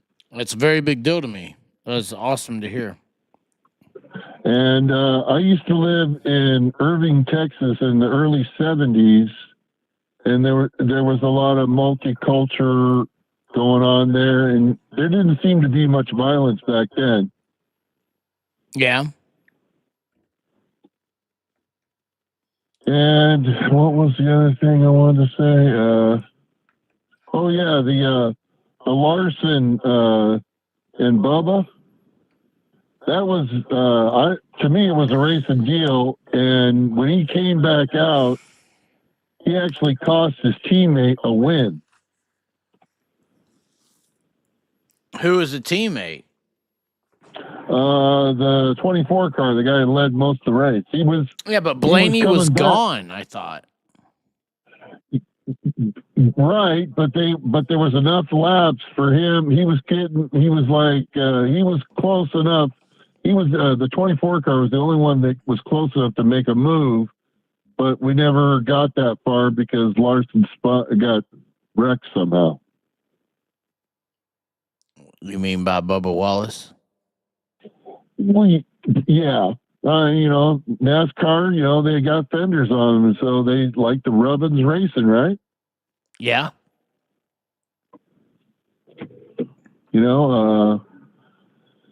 I didn't see any fault in it. I was just disappointed that Denny Hamlin won 2 weeks in a row. It just fell into his lap, though. He didn't earn it.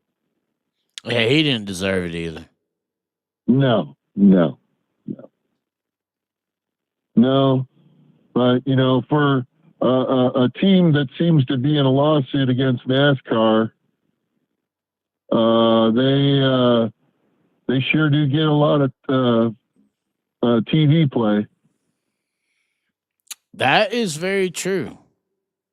Jeff, I don't know how many times they showed Michael Jordan during the race. Sending a message, I think. Yeah, but when I found out Larson was out of the race on lap 4, I had to figure it out. I'm going, what the hell happened? Mm-hmm. But by the way, who's taking over the seat for the 1A car? Has that been announced? 1A? Who? Yeah, I can't remember his name. Bobby Allen. I'm being hinted towards Kel Thomas. I've heard that. I heard that name, and now it might have been by Dirt Tracker or somebody else, but he wasn't saying that was the deal. But why? Why wouldn't they put a name in the seat? It was between Zeb Wise and Kel Thomas. Well, Zeb Wise ain't worth the seat either. You don't think so? You think that Kel Thomas is better?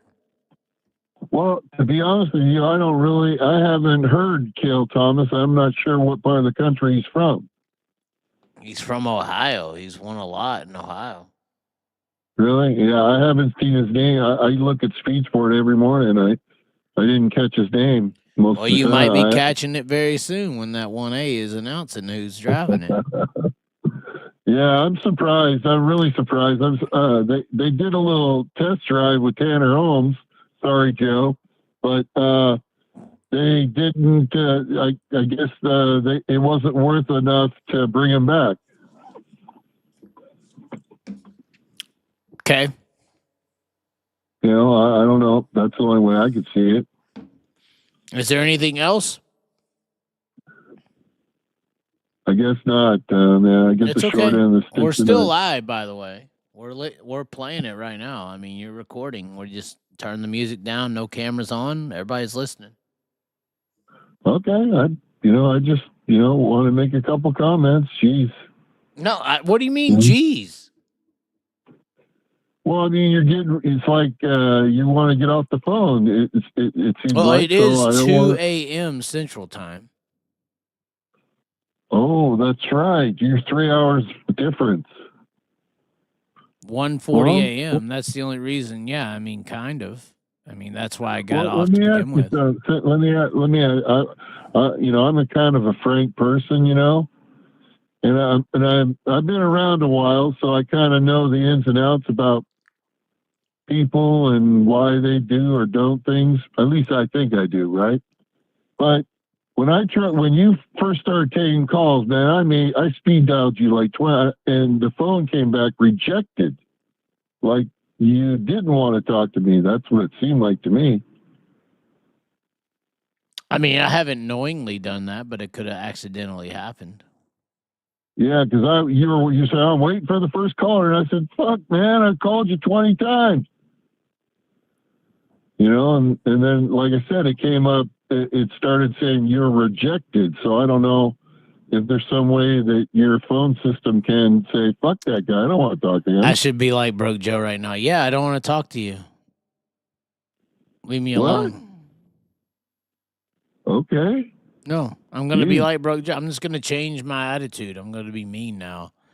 Yeah, fuck you. I don't want to talk to you. You're horrible. No, I really haven't noticed it. But I thought that would be funny to be like, yeah, fuck you. I'm rejecting your calls, piece of shit. You're confusing me, man. No, I'm not. No, the Broke Joe's bipolar. I'm trying to play the same thing. It's feeling real. All right, well, I just like to, I found this show, and you guys talk about a lot of things I like to talk about. Tonight was kind of all over the place, but 100%. It's your show.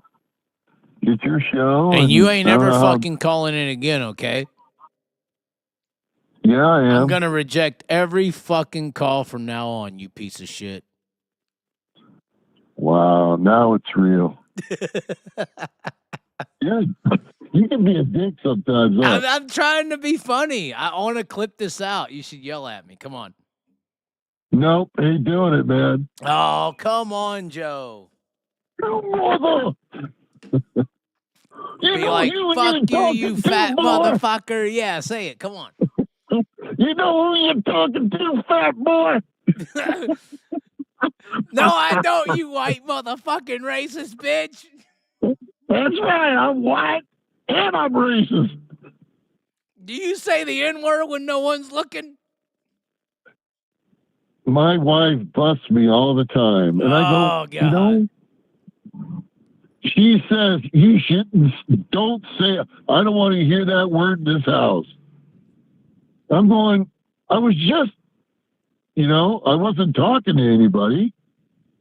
But you had to say it. I just had to say the word out loud, and boy. Those women, man, they're coming. That night. Those women, they want that BBC, they're going to defend it to the day they die. I tried to buy her one, the dildo kind, and she just wasn't going for it. What do you mean she wasn't going for it? Like she wasn't going to put it in or what? It was bigger than she wanted, I guess. And then you pulled out and showed her what she wanted? No, it never got that far. Oh, well, that's what she said. That's why she wanted the big one, Yeah, she made me take it back. It didn't get that far, I mean, they're trying to put it a little deeper than that, No, it wasn't sticky or nothing. Come on. Went to the Hustler store in San Jose. It sounds like KY Jelly's got a new customer. Absolutely. Put a fucking Cadillac into a single car garage. Yeah. Hey, this weekend sucked, man. We didn't have any 410 racing except Lincoln. I know, and that place is horrible. Fucking Billy Dietrich runs good there. It's horrible. And check this out. I really don't know. I live very close. I live 2 hours away from Ocean Speedway, which is in Watsonville. And we had like 4 days in a row of 80-degree temperatures. But they could have got it in. The race. That's right. They could have. Yeah, but it's Prentice. Yes. It's You know fucking what that Prentice. dude's wife? That dude, he's married, his wife is a lawyer. Oh, I know. She's hot. And I've touched myself to her. and they go to Hawaii once a month, every month of the year. Oh, I get it. They go. I'd want to see her in a bikini too. At least once a month. That's how I stay married. Yeah, well, his car businesses went out of, he went out of the car. He was in the car business for a while, and I don't know what happened, but he lost them, or he sold them. I don't know what. But yeah, they could have got that race in, because there was nothing. Yeah, I know. He just didn't want to risk the money. They had a midget race at Placerville that Golubic won, but he won against the local crowd, so it's like Larson coming to run an high limit. No, it's not like that. Don't say that, you piece of shit. Come on. That is not even comparable. Oh, wait a minute. Okay, well. Golubic running a local midget race is the same as Larson running high limit. That's not fair. No. What I mean, okay, you gotta listen. You gotta pay attention, son. I listened to exactly what you just said, and I just quoted it. Then this is what I'm saying. I'll say it again. He ran against Golubic.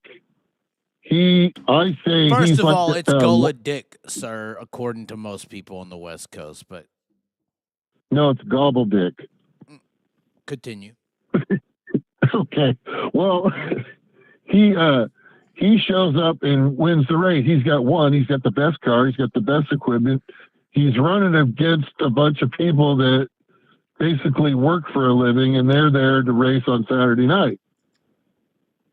Okay, that's my comparison. That's like Larson showing in a high limit race. That's not the same, but whatever.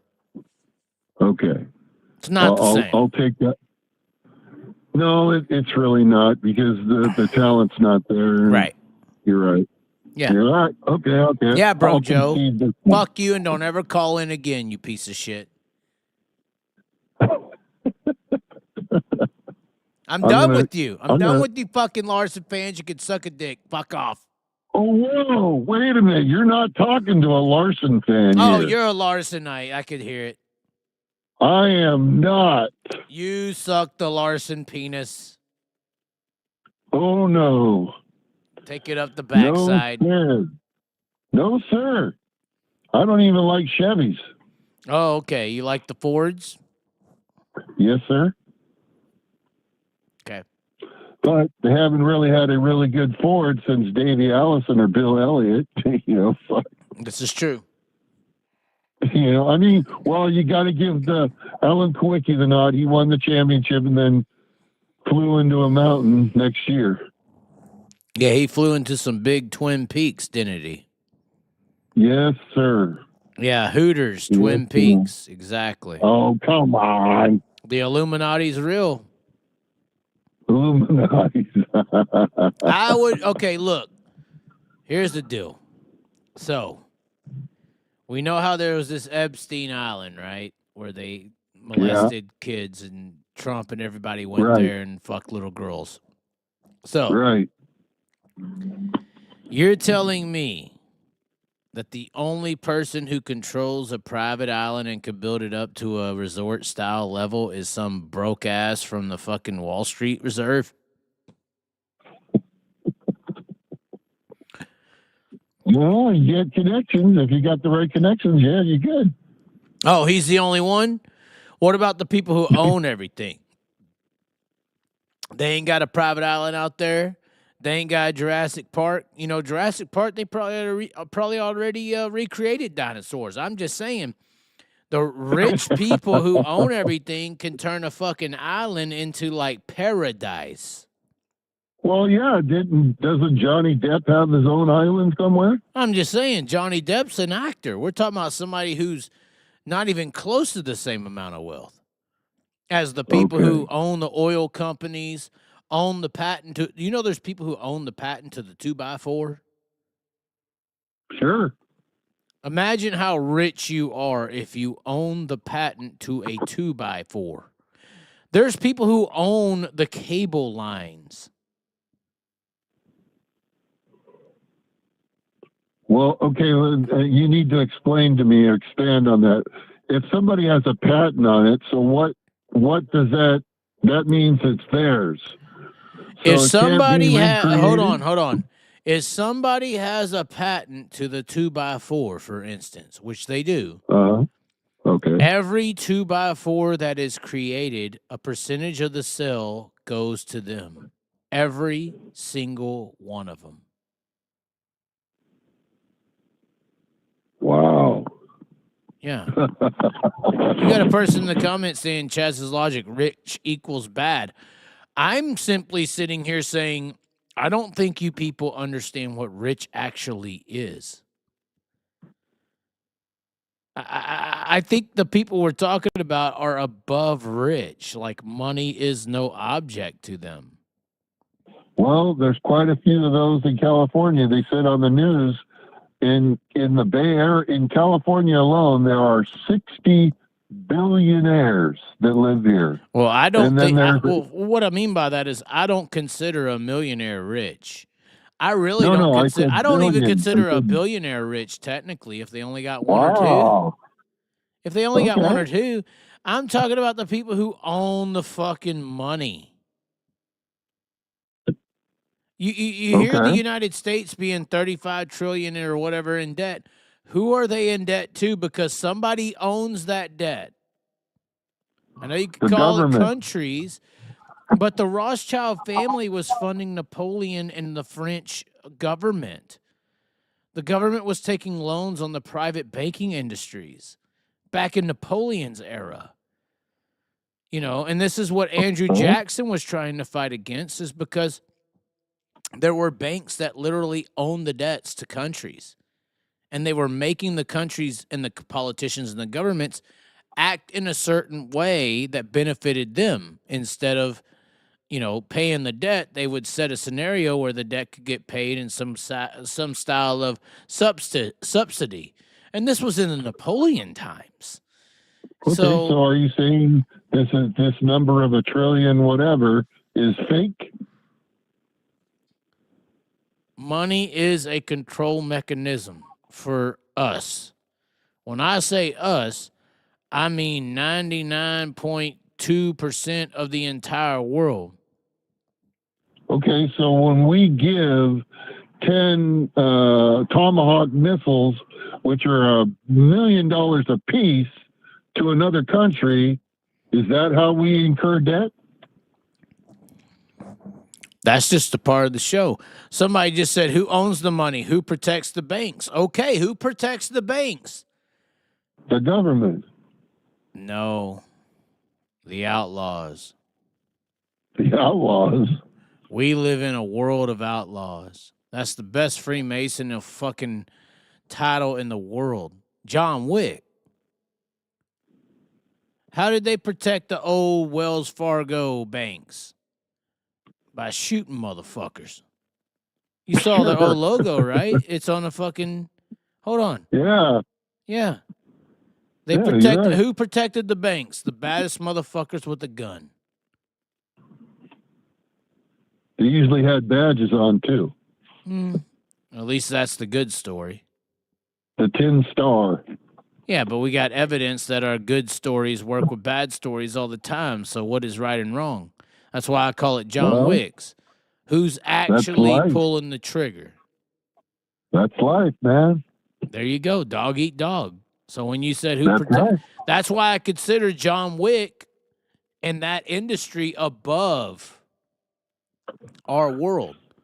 They're mingling. Gotta survive. Yeah. Well, because the one thing more valuable than money is life and death, right? That's why people spend all That's this money right. on health care. That's right. You Right. could have $1 million and you die the next day. What are you gonna do? Right. You're dead. So that may be why the people who can control life or death by a force are more powerful than the ones who own the money.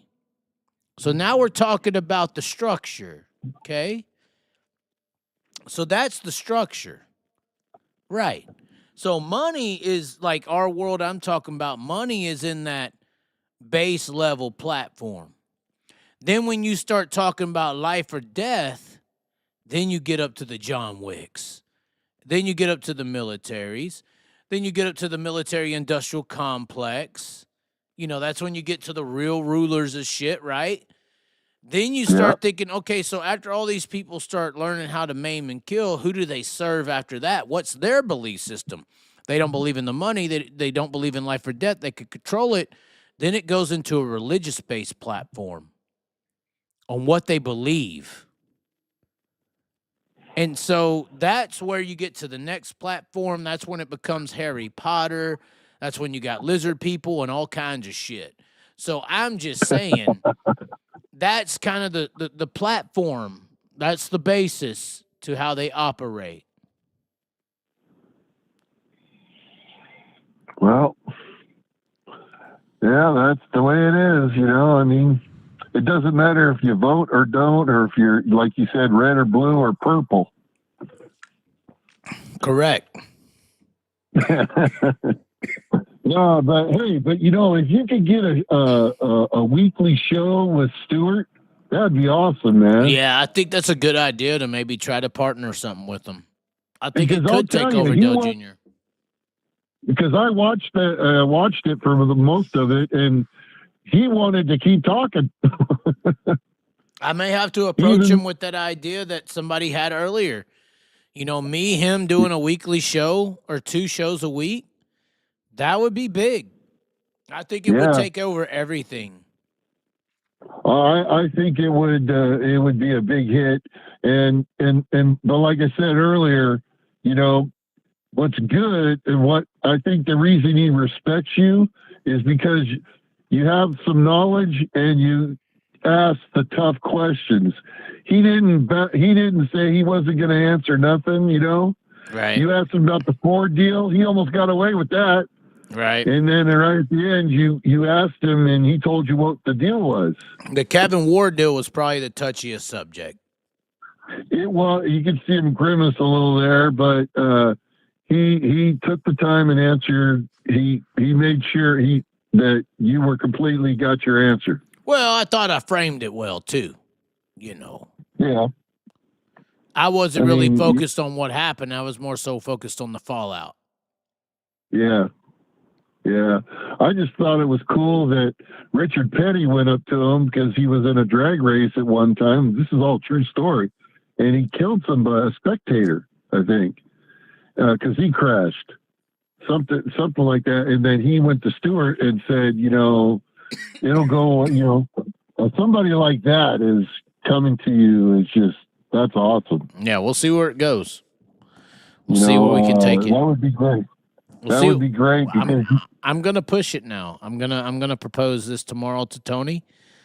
I probably will take out that clip earlier where we were talking about it and post it. Yeah. And see what happens. Because you might widen your audience a little bit, because I think it would be cool if there was a Chaz sticker on his Top Fuel Dragster, man. Oh God, that would be cool. That would be cool. Oh God, to see the Chaz sticker on the car. You know, but I think it would be good, and you guys could talk drag racing too. That's true. You know.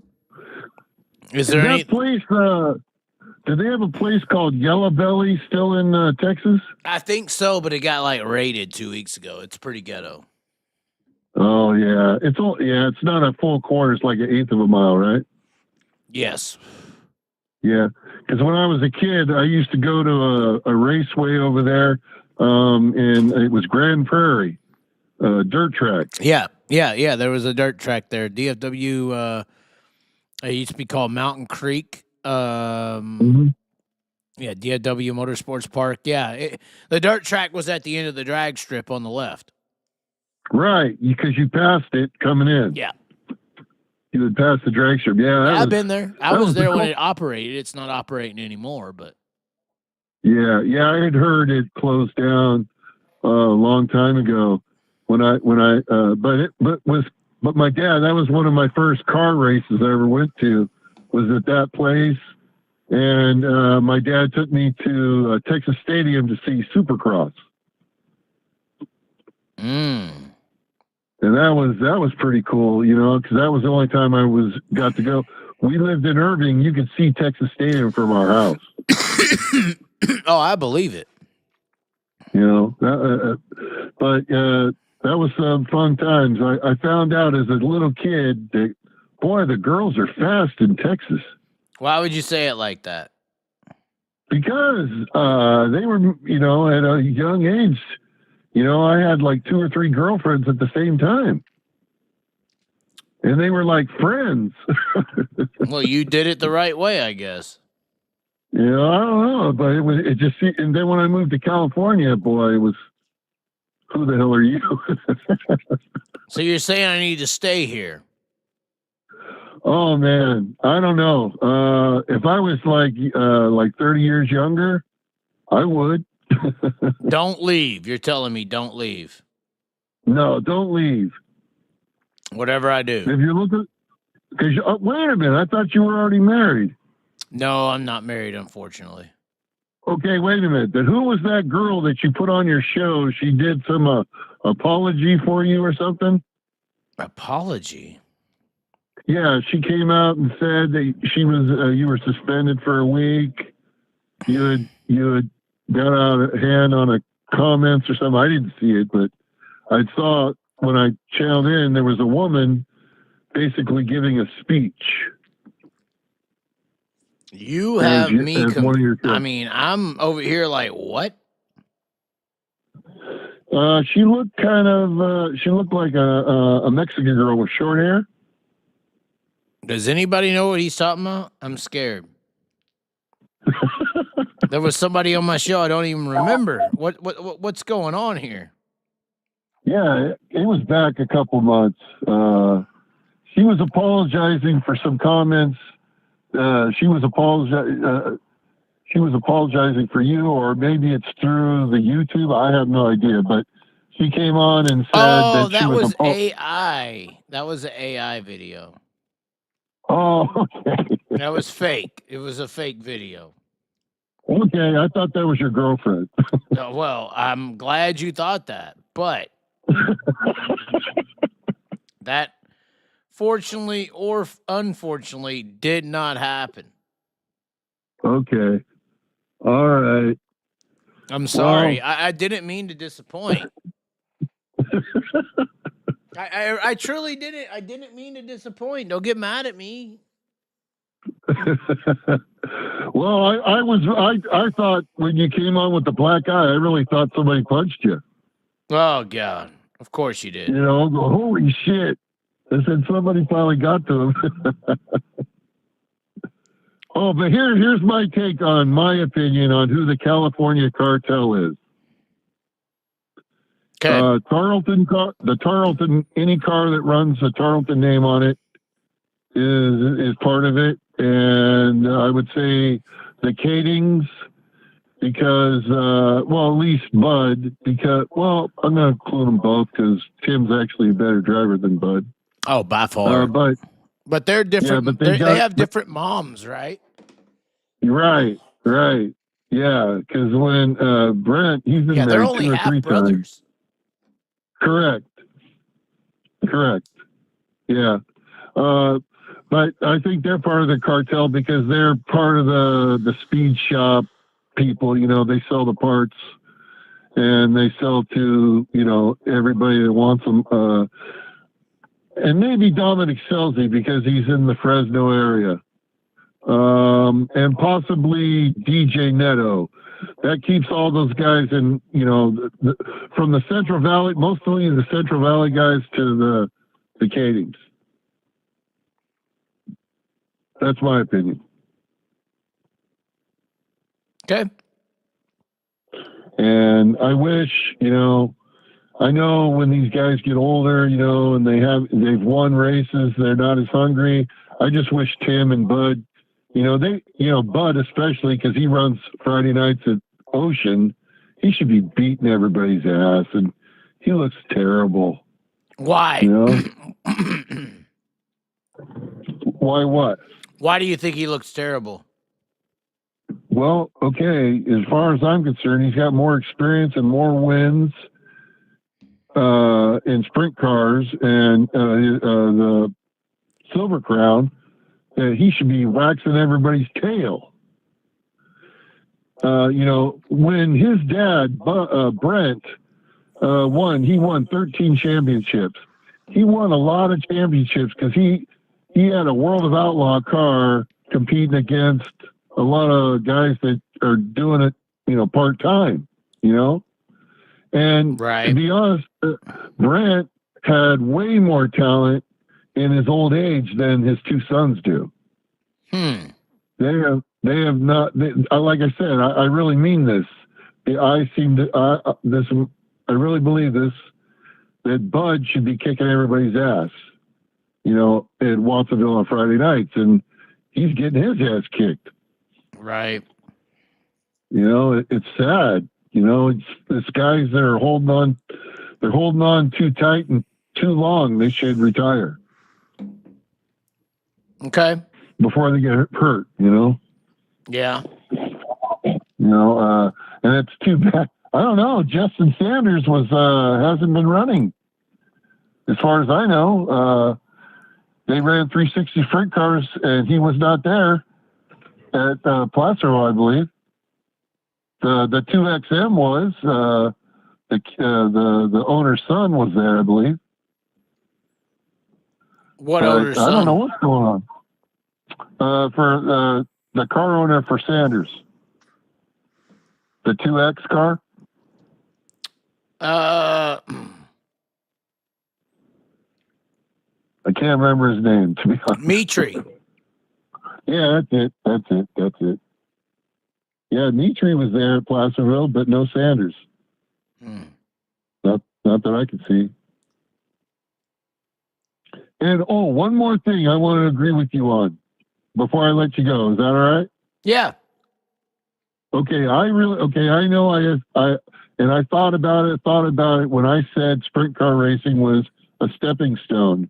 You're correct. It's not. It's its own entity. It's its own universe. And it's too bad because if we had, and I agree with Tony Stewart on this statement too, if both divisions, NASCAR and sprint cars were paid the same amount of money, all these guys would be driving sprint cars. Right. And that's the problem with the whole issue, is that we aren't trying to be self-sufficient. He said we need 4 more names or draws. Corey Day was going to be a draw, and we just give him away. Kyle Larson was going to be a draw. We gave him away. Right. Chris Bell was going to be a draw. We give him away. What are we doing? What is our problem? Well, the thing is, it's all about the dollar, man. These guys realize they have talent, and they need to, I think Kyle Larson said this in an interview that, I had to get out of California. I had to. If my career was going to move up, I had to get out of there. And the big deal is it's all about the dollars.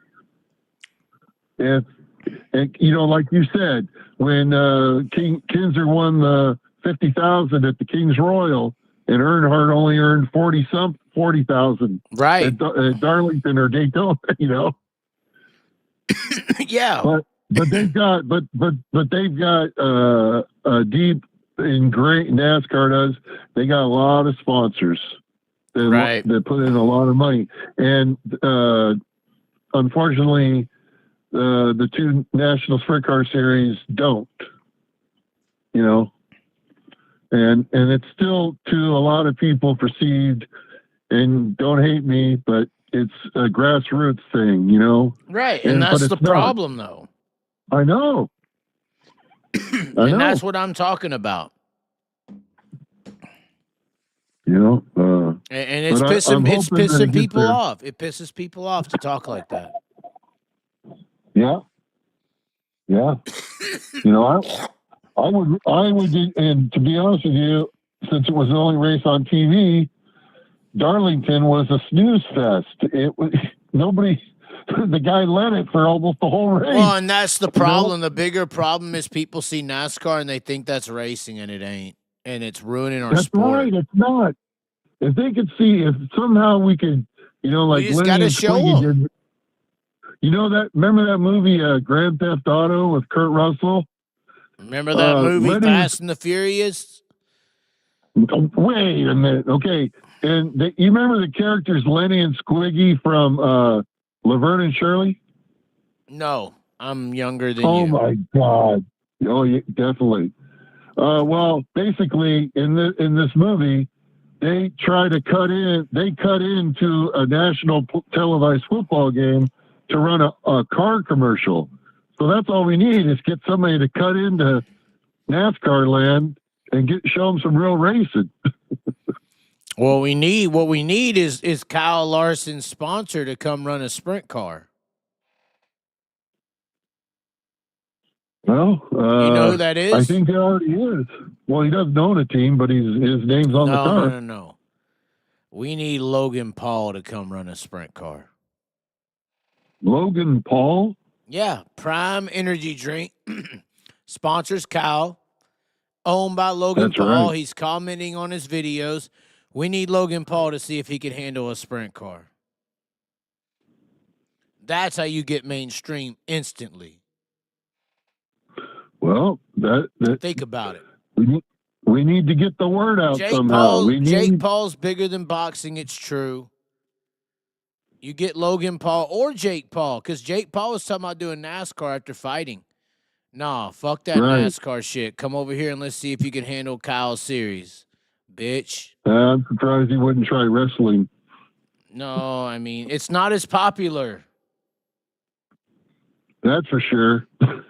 No, he's just like everything else. All the old names are gone, We just need Jake Paul or Logan Paul to try out a sprint car, period. Sure. They put did they ever put Cletus McFarland in one?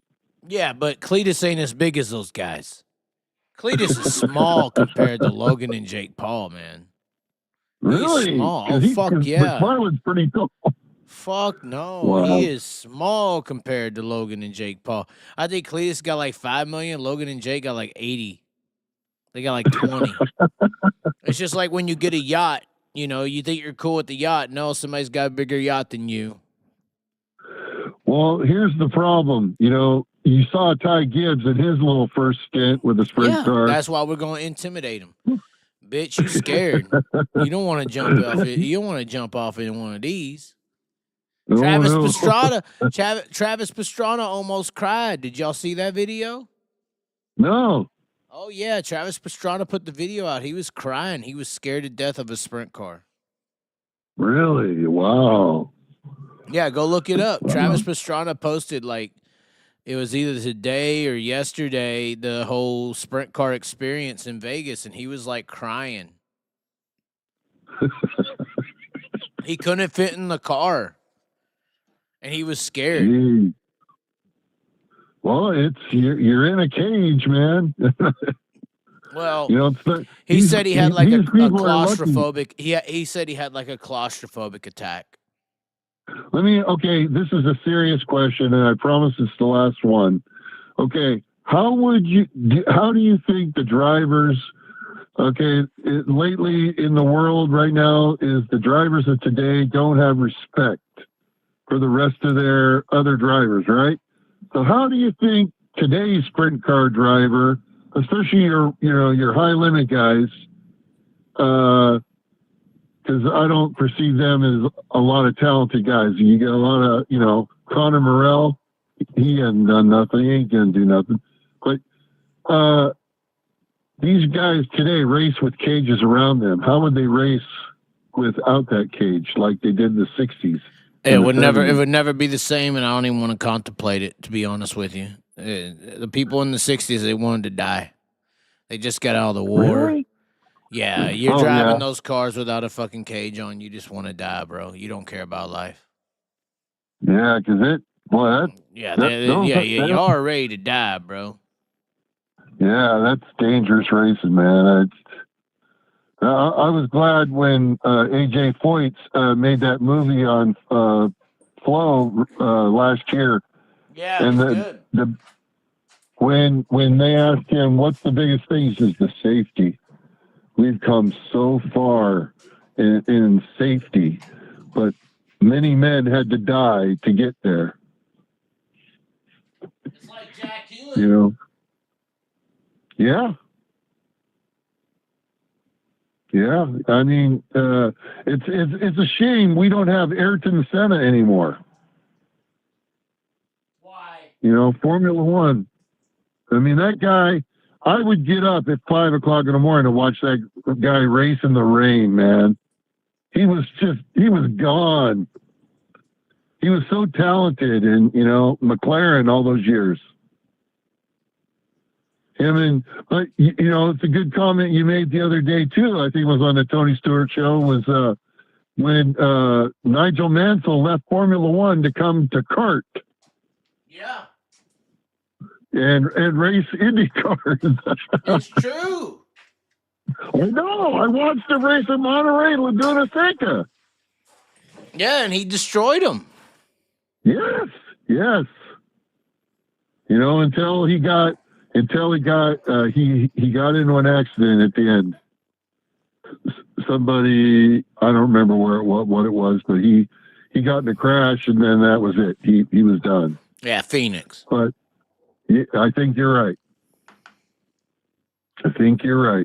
And it was funny with him, you know, because he had a hard time with the fuel mileage thing. He wasn't used to being told to slow down. You know, he says in Formula One, we don't go slow. Right. You know, and that was, I think, the biggest problem he had besides racing on ovals. You know, he had never done either one. Well, it was also a driver swap, though, because that same year when he came here, Michael Andretti went to F1. That's right. That's right. So it was a driver swap, technically. But same Pretty much. time, it benefited Mansell to come to kart. I mean, IndyCar was a big threat to F1, or kart racing was. When you talk about national phenomenon, when you have the ego, once again, we get past money, we get to ego, because that's what the rich people have is ego. That's why you buy the bigger yacht than the smaller one. You know, when you get to ego, when you start fucking with F1, you're making a big mistake. Well, can you clear something up for me? Why did Michael Andretti have to remove himself from the his own team for them to get a Formula One spot? I don't know. Because his dad's in charge. There's some underground fucking Illuminati shit going on when you get to that level. That's all I could say. Something that happened in Formula One, yeah, I bet. Some fucking political base behind the scenes bullshit. Yeah, 100%. Yeah. You know who Robin Miller is, right? Yeah, I knew he was. Was. Uh-huh. Yeah, he used to get his fucking car jacked and fucking, dude, I heard so much shit. Really? Yeah, people would go to his apartment and trash it out and fucking leave like death threats and yeah, apparently. For what reason? Apparently he went through the ringer when he was trying to tell the truth on all this shit. Oh, I see. Yeah. So that's what I was told, at least. I don't know if it's true, but you get to fucking with them and they'll fuck back. Well, I know one thing, and I've learned this, you know, through working around, being around auto racing as an official, that money talks and walks, and nothing gets in its way. So when you got a big time car owner comes in with with the major diesel rig and everything comes in, they don't take no for an answer. No, they don't. Don't like being they don't like being told what to do. But it's fun. It's fun doing it, though. Yeah, it is. All right, you done then? Thank you. Yes, thank you for finally taking my call. Thank you for not being a butthead to me. But you reject me one more time, I'll stop calling. I'm done with you. Get the fuck out of here, you piece of shit. I'm fucking done with you Okay, people. you fat fuck. Fuck you, Broke Joe. He hung up in my face, guys. In my face, he called me fat. Oh my God, I'm eating in a restaurant. People are gonna see fat people eat today. How do I live with myself? Oh my God. How do I watch fat people eat? Oh my God. Do I remove myself from my ego or do I become a narcissist? Ah! Fucking bitch. Broke Joe don't want none. Broke Joe don't want none. You fat people eat. Fat people eat these nuts. Thank you for tuning in, ladies and gentlemen. We ain't even gonna address the Broke Joe scenario. He's a bitch anyway. Thanks for tuning in. Be sure to subscribe. Catch you next time, bitches.